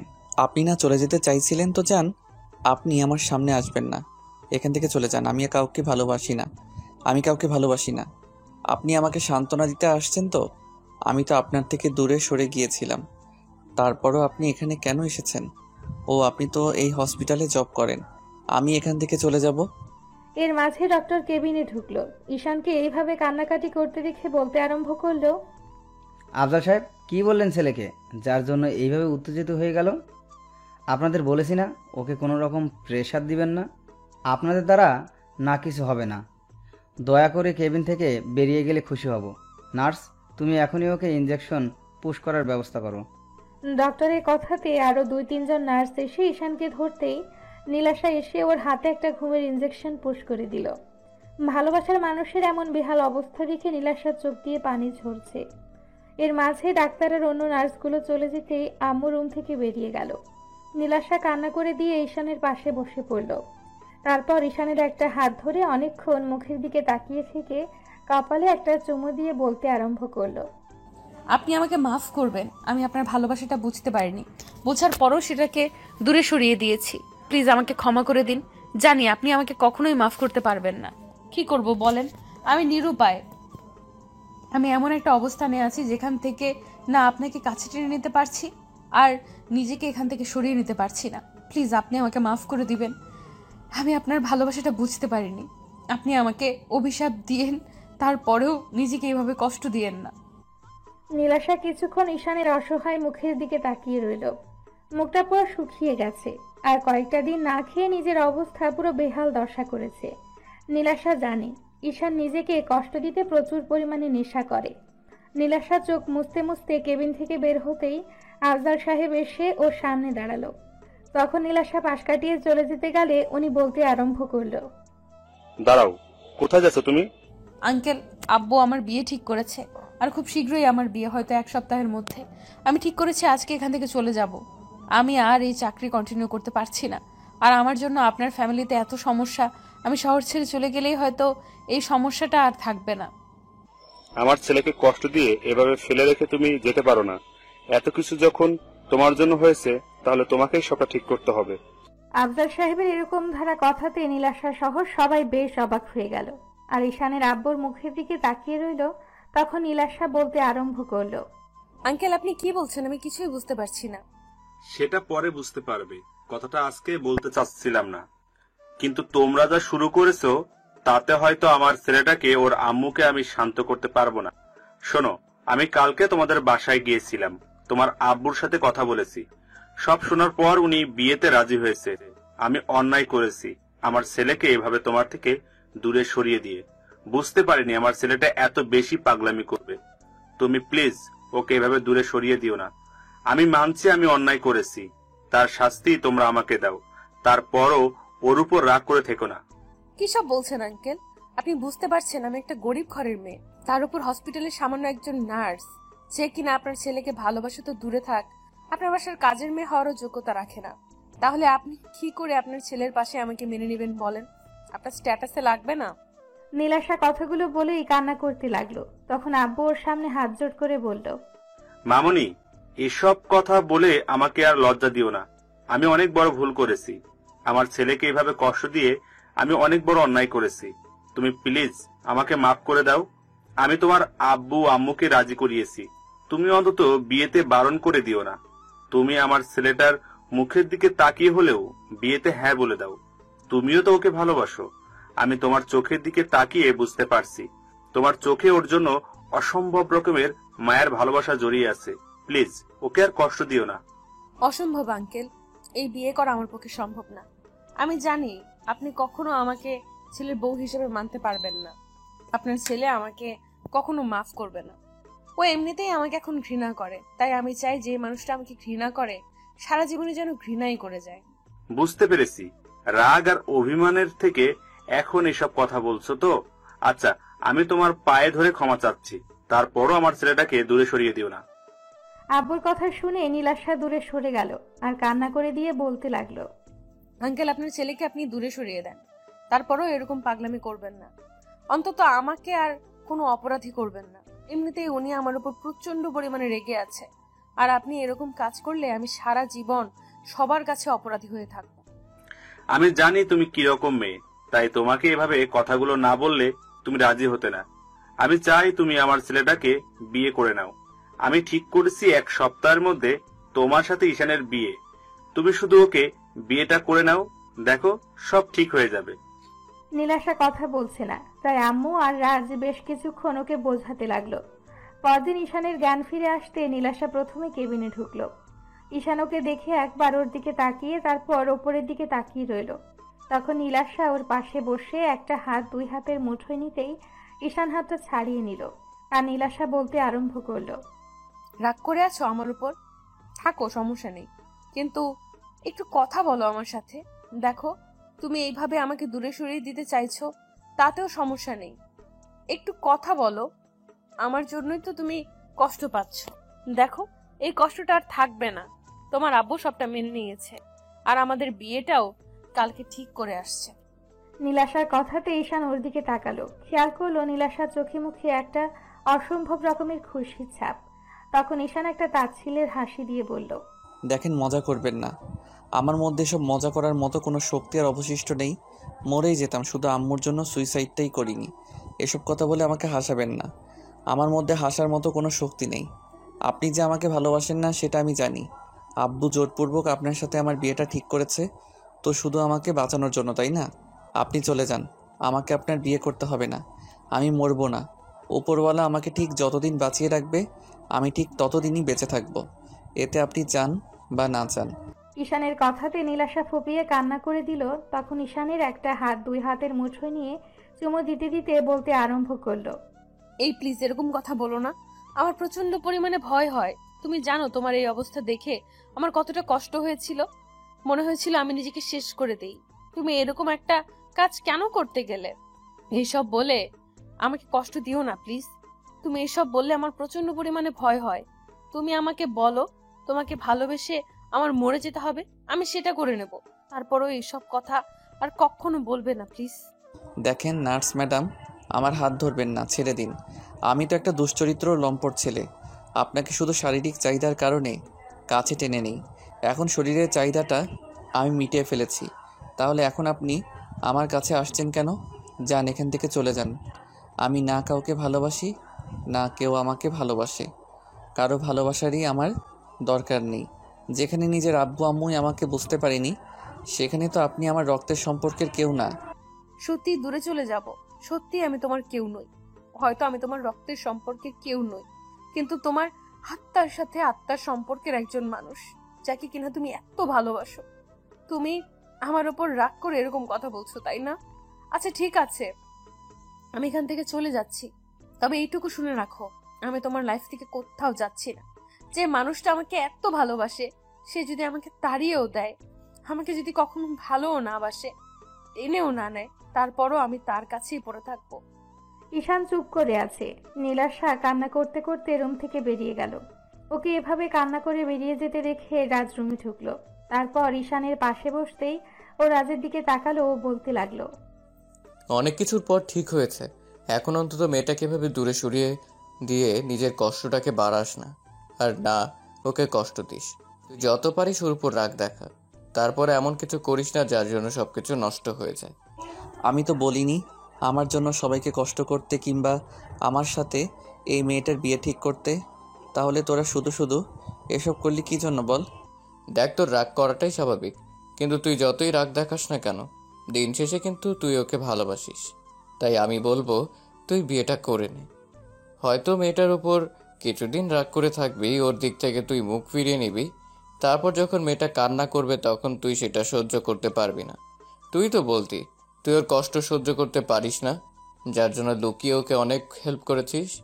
তারপর মেয়েটা তো এখন কষ্ট পাচ্ছে শুধু তোর জন্য।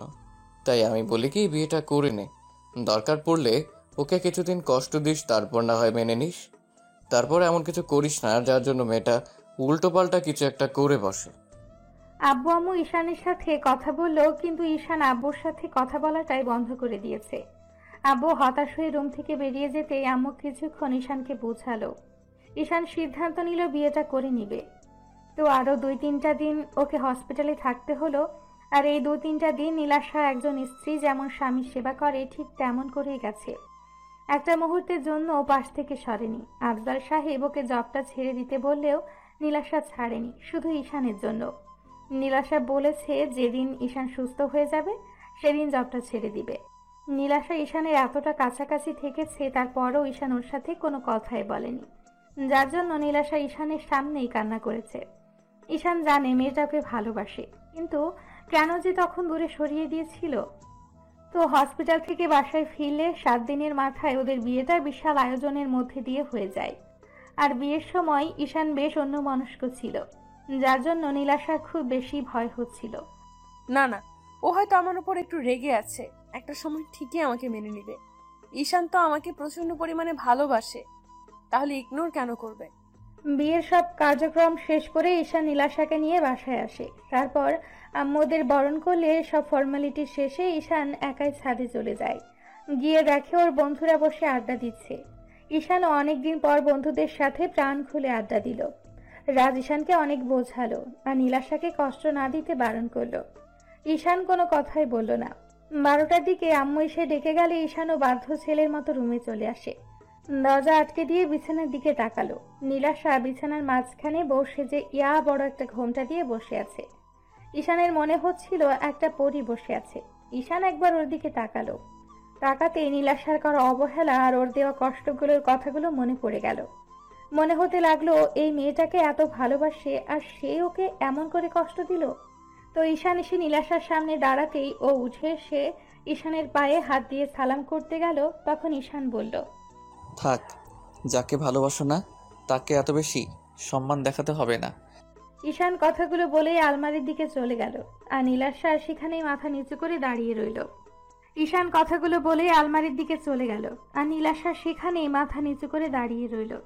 ঈশানের মুখে এমন কথা শুনেই নীলাশার বুকের ভেতরটা কেঁপে উঠেছিল। ঈশান আলমারি থেকে কিছু একটা বের করে এনে তারপর বিছানার উপর রেখে নীলাশার হাত ধরে টানতে টানতে ওকে বিছানায় মুখোমুখি বসিয়ে দিয়ে অনেকগুলো টাকা বের করে ওর সামনে রেখে বলতে লাগলো, এটা তোমার দেনমোহরের টাকা, পরিশোধ করে দিলাম। এতে আমি বেঁচে থাকি কিংবা মরে যাই, তারপরও তোমার আর কোনো দাবি দাওয়া আমার কাছে থাকবে না। ঈশান কথাগুলো বলতেই নীলাশা হাত দিয়ে ওর মুখটা আটকে দিল। কান্না করে দিয়ে বলতে লাগলো, এই তুমি এসব কি বলছো? প্লিজ এগুলো বলো না। তুমি জানো না এগুলো বললে আমার কষ্ট হয়। প্লিজ এইসব বাজে বাজে কথা বলো না। তুমি রাগ করে আছো আমার উপর, কিন্তু তাই বলে এইসব কি বলতেছো তুমি? থাক, এখন আর ভালোবাসা দেখাতে হবে না। বিয়ে হয়েছে তো এখন স্ত্রীর দায়িত্বটা পালন করছেন, তাই না? এই মিথ্যে ভালোবাসাটা আর আমাকে দেখাতে হবে না। নীলাশা কান্না করতে লাগলো। তখন ঈশান ওকে রেখে বিছানা থেকে একটা বালিশ আর একটা চাদর নিয়ে যখনই সোফার দিকে যেতে নিবে তখনই নীলাশা ঈশানের একটা হাত ধরলো আর কান্না করে করে বলতে লাগলো, এই তুমি এদিকে কোথায় যাচ্ছ? তোমার কি মনে হয় এত কিছুর পরও আমি তোমাকে বউ হিসেবে মেনে নিব আর তোমাকে ভালোবাসবো? সেটা তোমার ভুল ধারণা। আমার ভালোবাসাটা ওই দিনই মরে গেছে, যেদিন তুমি আমাকে ওরকম বাজে কথাগুলো শুনিয়েছ, দূরে সরিয়ে দিয়েছ, যার জন্য এতটা যন্ত্রণাটা পেয়েছি। কিন্তু ভালোবাসাটা তার জন্য বেঁচে নেই। এখন শুধু পাহাড় সমান ঘৃণাটাই তোমার জন্য বেঁচে আছে। না না, তুমি রাগ করে এসব কথা বলছো তাই না? প্লিজ এরকম কিছু বলো না। আমার না প্রচন্ড পরিমাণে কষ্ট হবে। তুমি তো জানো আমি তোমার দেওয়া কষ্টটা সহ্য করতে পারি না। লিখে নাও, এখন থেকে শুধু আমার বাজে চেহারাটাই শুধু তুমি দেখতে পাবে। ওই জন্য বলেছিলাম যে আমাকে বিয়ে করার দরকার নেই। তাছাড়া এখন তো তোমাকে আর ভালোবাসি না। তার উপর তোমাকে তাহলে একটা সময় যে তোমার দেওয়া কষ্টটা আমিও সহ্য করতে পারতাম না, যার জন্য মরতে বসেছিলাম। তারপরও তুমি একটু দয়া করনি, আমার ভালোবাসাটা পর্যন্ত ভিক্ষা দাওনি। আম্মু পর্যন্ত তোমার পায়ে ধরতে গেছিল, আর তুমি নিজের জেদের কাছে অটল ছিলে। তাহলে এখন কেন আসছো আমার লাইফে? আমার ভালোবাসাটাকে তুমি পায়ে মারিয়ে দিয়েছো। তাহলে আর এই ভালোবাসাটা কথা বলে লাভ কি? তুমি প্লিজ এমন করে বলিও না। আমি অনেক অনেক অন্যায় করেছি, তার জন্য তুমি শাস্তি দাও। তারপরও এরকম একটা রাতে তুমি আমার থেকে দূরে সরে যেও না। তুমি জানো এই রাত নিয়ে মেয়েদের কত স্বপ্ন থাকে।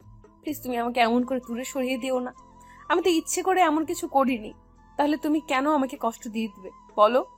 না না, আমি তোমাকে কষ্ট দিচ্ছি না। কষ্টটা তুমি নিজেই তৈরি করেছো, আর আমি সবটা জানতাম। হ্যাঁ, তুই মানতে চাইলে আমাকে সবটা বলতে যে আব্বু এগুলো বারণ করেছে, আর তুমি তোমার অবস্থানের কথা ভেবে কিছু করতে পারছো না। এসব আমি তো তোমাকে বলেছিলাম। আমি তোমাকে বিয়ে করে অন্য কোথাও নিয়ে যেতে রাজি ছিলাম। তুমি একটাবার অন্তত আম্মুকে বলতে পারতে যে আব্বু তোমাকে এমন কিছু বলেছে। আমার এরকম একটা দুরবস্থা দেখেও তুমি চুপ করেছিলে। তাহলে এখন এত ভালোবাসা দেখাচ্ছ কেন? আমার কোনো ভালোবাসার দরকার নেই। আমি বুঝে গেছি পৃথিবীতে কেউ কারোর জন্য নয়। ঈশা নীলাশার হাতটা ছাড়িয়ে নিয়ে সোফায় শুয়ে পড়ল, আর নীলাশা ফুপিয়ে কান্না করতে লাগলো। ঈশান কোনো কথাই বলল না, কিছুক্ষণের মধ্যেই ঘুমিয়ে পড়ল। নীলাশা ঈশানের পায়ের কাছে বসে জড়িয়ে ধরে কান্না করতে লাগলো। তারপর মাঝরাতের দিকে যখনই নীলাশার মনে হলো যে ঈশান প্রচন্ড পরিমাণে রাগ করে আছে, নীলাশা তাহাজ্জুদের নামাজে দাঁড়িয়ে গেল। তারপর 2 রাকাত নফল নামাজ আদায় করে আল্লাহর কাছে হাত তুলে কান্নাকাটি করতে লাগলো, আর ঈশানের জন্য ভালোবাসাটা ভিক্ষা চাইল। ঈশান সবটাই শুনতে পেল। তারপর একটা সময় অবাক হয়ে ওর দিকে তাকিয়ে রইল। সারাটা রাত আর নীলাশা ঘুমোতে পারল না, শুধু কান্নাই করে গেল। তারপর যখন পরদিন সকালে ঘুম ভাঙলো, দেখলো ঈশান গুটিসুটি মেরে সোফায় শুয়ে আছে। হয়তো অনেক ঠান্ডা লাগছে, তাই নীলাশা ওর শরীরে একটা চাদর দিয়ে দিল, আর ঈশান ওর হাতটা জড়িয়ে ধরল। নীলাশা হাতটা ছাড়িয়ে নিয়ে কিছুক্ষণ ওর মাথায় হাত বুলিয়ে দিয়ে ওর কপালে একটা ভালোবাসার পরশ দিয়ে কান্না করতে করতে ওয়াশরুমে চলে গেল। নীলাশা লম্বা একটা শাওয়া নিয়ে কোনো রকমে একটা শাড়ি পরে বের হলো। ও এখনও বারবার ফুঁসে উঠছে। নীলাশা ভেবেছিল ঈশান ওর ওপর রেগে আছে, কিন্তু এত বেশি রেগে আছে সেটাও ভাবতেও পারেনি। তাই নীলাশা আয়নার সামনে দাঁড়িয়ে নিজেকে গোছাতে লাগলো।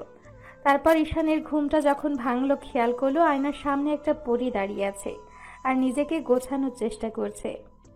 নীলাশাকে এই রূপে দেখে ঈশান উঠে বসে, কিছুক্ষণ ওর দিকে তাকিয়ে রইল, আর পুরো একটা ঘোরের মধ্যে চলে গেল। তারপর আয়নাতে নীলাশার ফর্সা উন্মুক্ত পেটের ওপর ওর চোখ পড়ল। তখন ঈশান ভুলেই গেল ও নীলাশার ওপর রাগ করে আছে। ঈশান অজান্তে উঠে গিয়ে নীলাশার পেছনে দাঁড়ালো। নীলাশা একবার ওকে আয়নাতে দেখে প্রশ্ন করল, এমন করে কি দেখছো? আমার বউটাকে দেখছি। কেন, আমি কি তোমার দিকে তাকাতেও পারবো না? না মানে আসলে কালকে তো তুমি বলেছিলে তুমি আমাকে। নীলাশা কিছু বলে ওঠার আগে ঈশান ওকে পেছন থেকে খুব শক্ত করে জড়িয়ে ধরল। তারপর যখনই ওর পেটের ওপর 2 হাত রেখে তার উপর ঘাড়ে আর গলায় নাক ঘষতে আরম্ভ করলো, সাথে সাথে নীলাশার চোখজোড়া বন্ধ করে নিল। ও এখনও বারবার ফুঁপিয়ে উঠছে। ঈশান নীলাশার ঘাড়ে আর গলায় কিস করতে আরম্ভ করলো। নীলাশার বুকটা ক্রমশ ওঠানামা করছে, ও নিঃশ্বাসটা ভারী হয়ে আসছে। ঈশানের প্রত্যেকটা স্পর্শে নীলাশা পুরো উন্মাদ হয়ে যাচ্ছিল, আর ঈশান ততটাই আদরের মাত্রা বাড়িয়ে দিচ্ছিল। ঈশানের রোমান্টিক অত্যাচারে নীলাশা আর থাকতে না পেরে ঈশানের দিকে ঘুরেই ওকে বিদ্যুৎ গতিতে জড়িয়ে ধরল। ঈশান নীলাশার মুখটা তুলে খেয়াল করে ওর গোলাপের পাপড়ির মতো ঠোঁট জোড়া এত বেশি কাঁদছে যেটা বারবার ঈশানকে কাছে টানে। ঈশান নীলাশার মিষ্টি ঠোঁটের স্বাদ নিতে ওদের 4 ঠোঁট এক করে দিল। সাথে সাথে নীলাশা ওর চুলগুলো আঁকড়ে ধরে রেসপন্স দিতে আরম্ভ করলো। এভাবে 5 মিনিট যেতে ঈশানের মনে পড়ে গেল নীলাশা একটা সময় ওকে ইগনোর করেছে। নীলাশার করা প্রত্যেকটা অবহেলার কথা মনে পড়তে ঈশান ওকে ধাক্কা দিয়ে দূরে সরিয়ে দিল। ঈশানের এমন বিহেভে নীলাশা অবাক হয়ে ওর দিকেই তাকিয়ে রইল। তারপর বলল, কি হলো, তুমি এভাবে সরিয়ে দিলে যে? নীলাশাকে এমন অবস্থায় দেখে ঈশান নিজেকে সামলে রাখতে পারছিল না। ঈশান কথাটা ঘোরানোর জন্য আর নীলাশাকে কষ্ট দেওয়ার জন্য বলতে লাগলো, তুমি কি ভেবেছো আমি তোমাকে এত সহজে মেনে নিব? এইটা তো শুধু তোমাকে কষ্ট দেওয়ার জন্য করলাম। তোমাকে আমি বারবার কাছে টেনে নিব, কিন্তু স্ত্রীর অধিকারটা তুমি আমার থেকে কখনোই পাবে না। সব সময় শুধু তোমাকে এমন করে কষ্ট দিয়ে যাব। ঈশানের বলা প্রত্যেকটা কথা নীলাশার বুকে তীরের মতো বিঁধে। ও তাড়াহুড়া করে ঈশানের সামনে আসলো। তারপর ওর একটা হাত ধরে চুমু দিয়ে বলতে আরম্ভ করলো, বাবু প্লিজ আমাকে মাফ করে দাও, আমি অন্যায় করেছি তার জন্য শাস্তি দাও। তারপরও কাছে টেনে নিয়ে এমন করে কষ্ট দিয়ে দূরে সরিয়ে দিও না। আমি থাকতে পারবো না তোমার স্পর্শ না পেয়ে। প্লিজ আমাকে একবার বুকে জড়িয়ে নাও, আমি প্রচন্ড পরিমাণে মিস করছি তোমার পাগলামিগুলো। প্লিজ আমাকে আগের মতো ভালোবাসো। কখনোই না। তোমাকে আর একটা মুহূর্তের জন্য আমি ভালোবেসে নিজের বুকে জড়িয়ে নেব না। তুমি কি ভেবেছো আমি সবটা ভুলে গেছি? কখনোই না। ঈশান কথাটা বলেই গাড়ির চাবিটা নিয়ে বেরিয়ে পড়ল। আব্বু আম্মু ওকে ডাকাডাকি করলো, কিন্তু ও কারো কথাই শুনলো না। আম্মু তাড়াহুড়া করে নীলাশার রুমে এসে দেখলো নীলাশা ফ্লোরে বসে কান্না করছে। আম্মু বিষয়টা বুঝতে পেরে ওকে জিজ্ঞেস করতেই নীলাশা সবটা বলল। সব শোনার পর আম্মু চুপ করে রইল, আর নীলাশা কান্না করতে লাগলো। আম্মুর পাশে বসে ওর মাথায় হাত বুলিয়ে দিয়ে বলতে লাগলো, মামুনি, তুমি শান্ত হও। দেখো, ঈশান তোমার উপর রাগ করে আছে, একটু কষ্টটা সহ্য করে নাও। এতগুলো দিন ধরে ছেলেটা রাগটা জমিয়ে রেখেছে। তুমি হয়তো জানো ওর রাগটা একটু বেশি, তার জন্য হয়তো তোমাকে এমন করে কষ্ট দিল। তুমি কান্নাকাটি করো না, দেখো সব ঠিক হয়ে যাবে। আম্মু, আমি যে আর পারছি না। তোমার ছেলে আমাকে এমন করে ইগনোর করলে আমি কি করে সেটা সহ্য করব বলো? আমার মরে যেতে ইচ্ছে করে। ও কালকে রাত থেকে আমার সাথে মিসবিহেভ করছে, সেটাও আমি মেনে নিয়েছি। আর আজকে আমাকে এমন করে কাছে টেনে নিয়ে দূরে সরিয়ে দিল। আম্মু, তোমার ছেলে বলছে আমাকে কখনো স্ত্রীর অধিকার দেবে না। এগুলো শোনার পর আমি কি করে নিজেকে ঠিক রাখবো বলো? পাগলি মেয়ে, এমন কিছু হবে না। তুমি ঠিক ওকে মানিয়ে নিতে পারবে। দেখো, ওই একটু পরে এসে তোমাকে সরি বলে দেবে। আম্মু নীলাশাকে বুঝিয়ে তারপর ওকে খাবারটা নিজ হাতে খাইয়ে দিল। আম্মু নীলাশার কান্নাকাটি দেখে ঈশানকে কল করে বাসায় আসতে বলল। ঈশান কোনো কথা না বলে ফোনটা কেটে দিল। আম্মু রাজকে ফোন করে ঈশানকে বাসায় পাঠিয়ে দিতে বলল। রাজ ঈশানকে খুঁজে বের করে কিছুক্ষণ ওকে বোঝালো। তারপর সারাটা দিন ঈশান আর বাসায় ফিরল না, যার জন্য নীলাশা সারাদিনই কান্না করলো। তারপর সন্ধ্যের দিকে ঈশান বাসায় ফিরতে নীলাশা দৌড়ে গিয়ে সবার সামনে ওকে জড়িয়ে ধরে কান্না করে বলতে লাগলো, বাবু আমাকে মাফ করে দাও, রাগ করে থাকলে তার জন্য শাস্তি দাও। তারপরও এভাবে নিজেকে কষ্ট দিও না। তুমি সারা দিন বাসায় নেই, জানো আমি কতটা টেনশন হচ্ছিল আমার। তুমি তো এখন আমাকে কষ্ট দিতে পারো, সেটা কাছে থেকে দাও। তুমি বলেছো আমাকে কষ্ট দিবে, যত পারো কষ্ট দাও, আমি সব সহ্য করে নিব। তারপরও এইভাবে দূরে দূরে থেকো না। আমার কতটা টেনশন হচ্ছিল তোমার জন্য তুমি জানো না কলিজা। আমি এইসব নিতে পারছি না। প্লিজ এরকম পাগলামি করো না জান।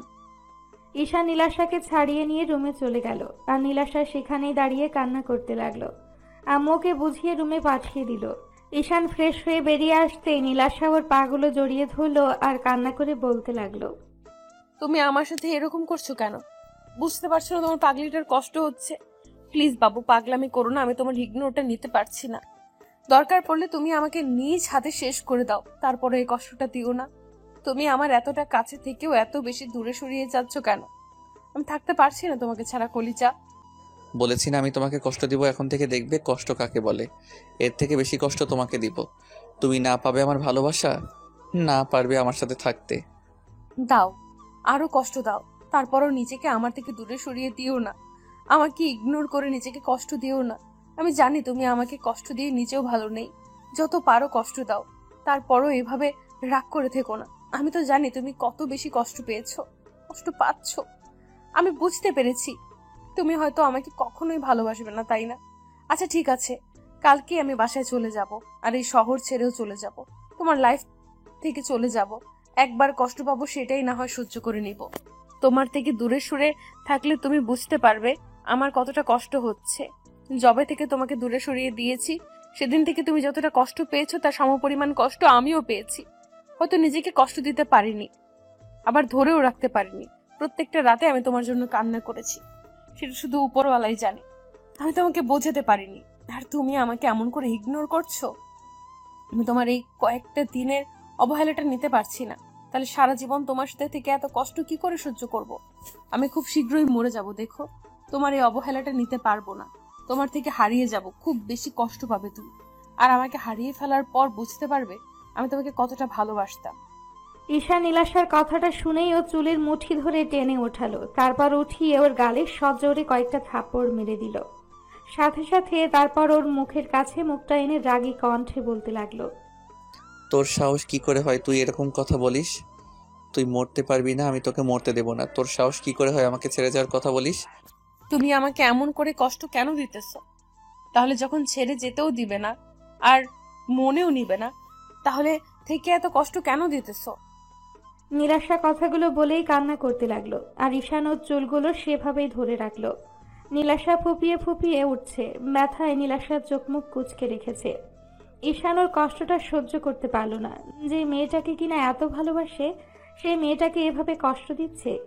ঈশান নীলাশার কান্নাটা থামানোর জন্য ওর ঠোঁটজোড়া ঠোঁট দিয়ে বন্ধ করে দিল। 5 মিনিট ঈশান একাই রেসপন্স দিল। নীলাশার থেকে কোনো রেসপন্স না পেয়ে ছেড়ে দিতে গেলে তখন নীলাশা ওর সাথে রেসপন্স দিতে লাগলো। এবার নীলাশা ঈশানের চুলগুলো আঁকড়ে ধরে পাগলের মতো কিস করতে আরম্ভ করলো। কিছুক্ষণ পর ঈশান ঠোঁটজোড়া ছেড়ে দিলে নীলাশা ভাবলো ঈশান ওকে দূরে সরিয়ে দিবে, তাই ফুঁপিয়ে উঠল। তারপর বুকের ওপর থেকে শাড়ির আঁচলটা ফেলে দিয়ে ঈশানকে বুকের সাথে শক্ত করে চেপে ধরল, আর চোখ জোড়া বন্ধ করে রাখলো। ঈশানের স্পর্শে নীলাশার নিঃশ্বাসটা ভারী হয়ে যাচ্ছে। নীলাশা এখনো ফুঁপিয়ে উঠছে। ঈশান আর দেরি না করে ওকে কোলে উঠিয়ে নিল। নীলাশা ঈশানের বুকে মুখ গুজে দিল আর ওকে খুব শক্ত করে জড়িয়ে ধরে বলল, কাছে রেখে যত পারো কষ্ট দাও, তারপরও এমন করে স্পর্শ দিয়ে দূরে সরিয়ে দিও না। তোমার স্পর্শগুলো পেলে আমি ঠিক থাকতে পারি না নিজেকে, তারপরও এরকম করে কষ্ট দিও না প্লিজ। না পাগলি, আর কষ্ট দিব না। তোমাকে কষ্ট দিয়ে আমি নিজেই কষ্ট পাই। আমি তো তোমাকে এইটুকু বোঝাতে চাইছিলাম তোমাকে কত বেশি ভালোবাসি, কিন্তু যখন তুমি কান্না করো না, ওই কান্নাটা আমি সহ্য করতে পারি না। প্লিজ তুমি আমাকে মাফ করে দাও পাগলি। নীলাশা আরো জোরে সোরে কান্না করে দিল। ঈশান ওকে নিয়ে বেডে চলে গেল। তারপর ওকে বেডে শুয়ে দিয়ে ওর সারা মুখে কিস দিতে লাগলো। নীলাশা বারবার ঈশানকে শক্ত করে নিজের সাথে চেপে ধরছিল। তখন ঈশান বলতে লাগলো, 1 মিনিট দাঁড়াও। নীলাশা হতবাক হয়ে গেল। তারপর ঈশান ওকে ছেড়ে দিতেই নীলাশার রাগী চোখে তাকিয়ে বলতে আরম্ভ করলো, আমার সাথে মস্কারি? আরে বাবা দেখো ওরা কেমন করে তাকিয়ে আছে। ওরা যদি এমন করে তাকিয়ে থাকে, ওদের সামনে আদর দিলে কি তোমার লজ্জা লাগবে না, নাকি তোমার ভালো লাগবে বলো জান? নীলাশা লজ্জা পেয়ে ঈশানের বুকে মুখ লুকিয়ে ফেলল। ঈশান ওকে শক্ত করে জড়িয়ে ধরতে নীলাশা বলতে লাগলো, দেখেছো, একটুও মনে ছিল না। ওদের চলে যেতে বলো না বাবু। এই যে ভাইয়েরা অনেকক্ষণ কান্নাকাটি দেখেছেন, এখন রোমান্সটা আমাদের মধ্যেই থাক। ওইগুলো পরে একদিন অন্য কোথাও থেকে দেখে নিয়েন।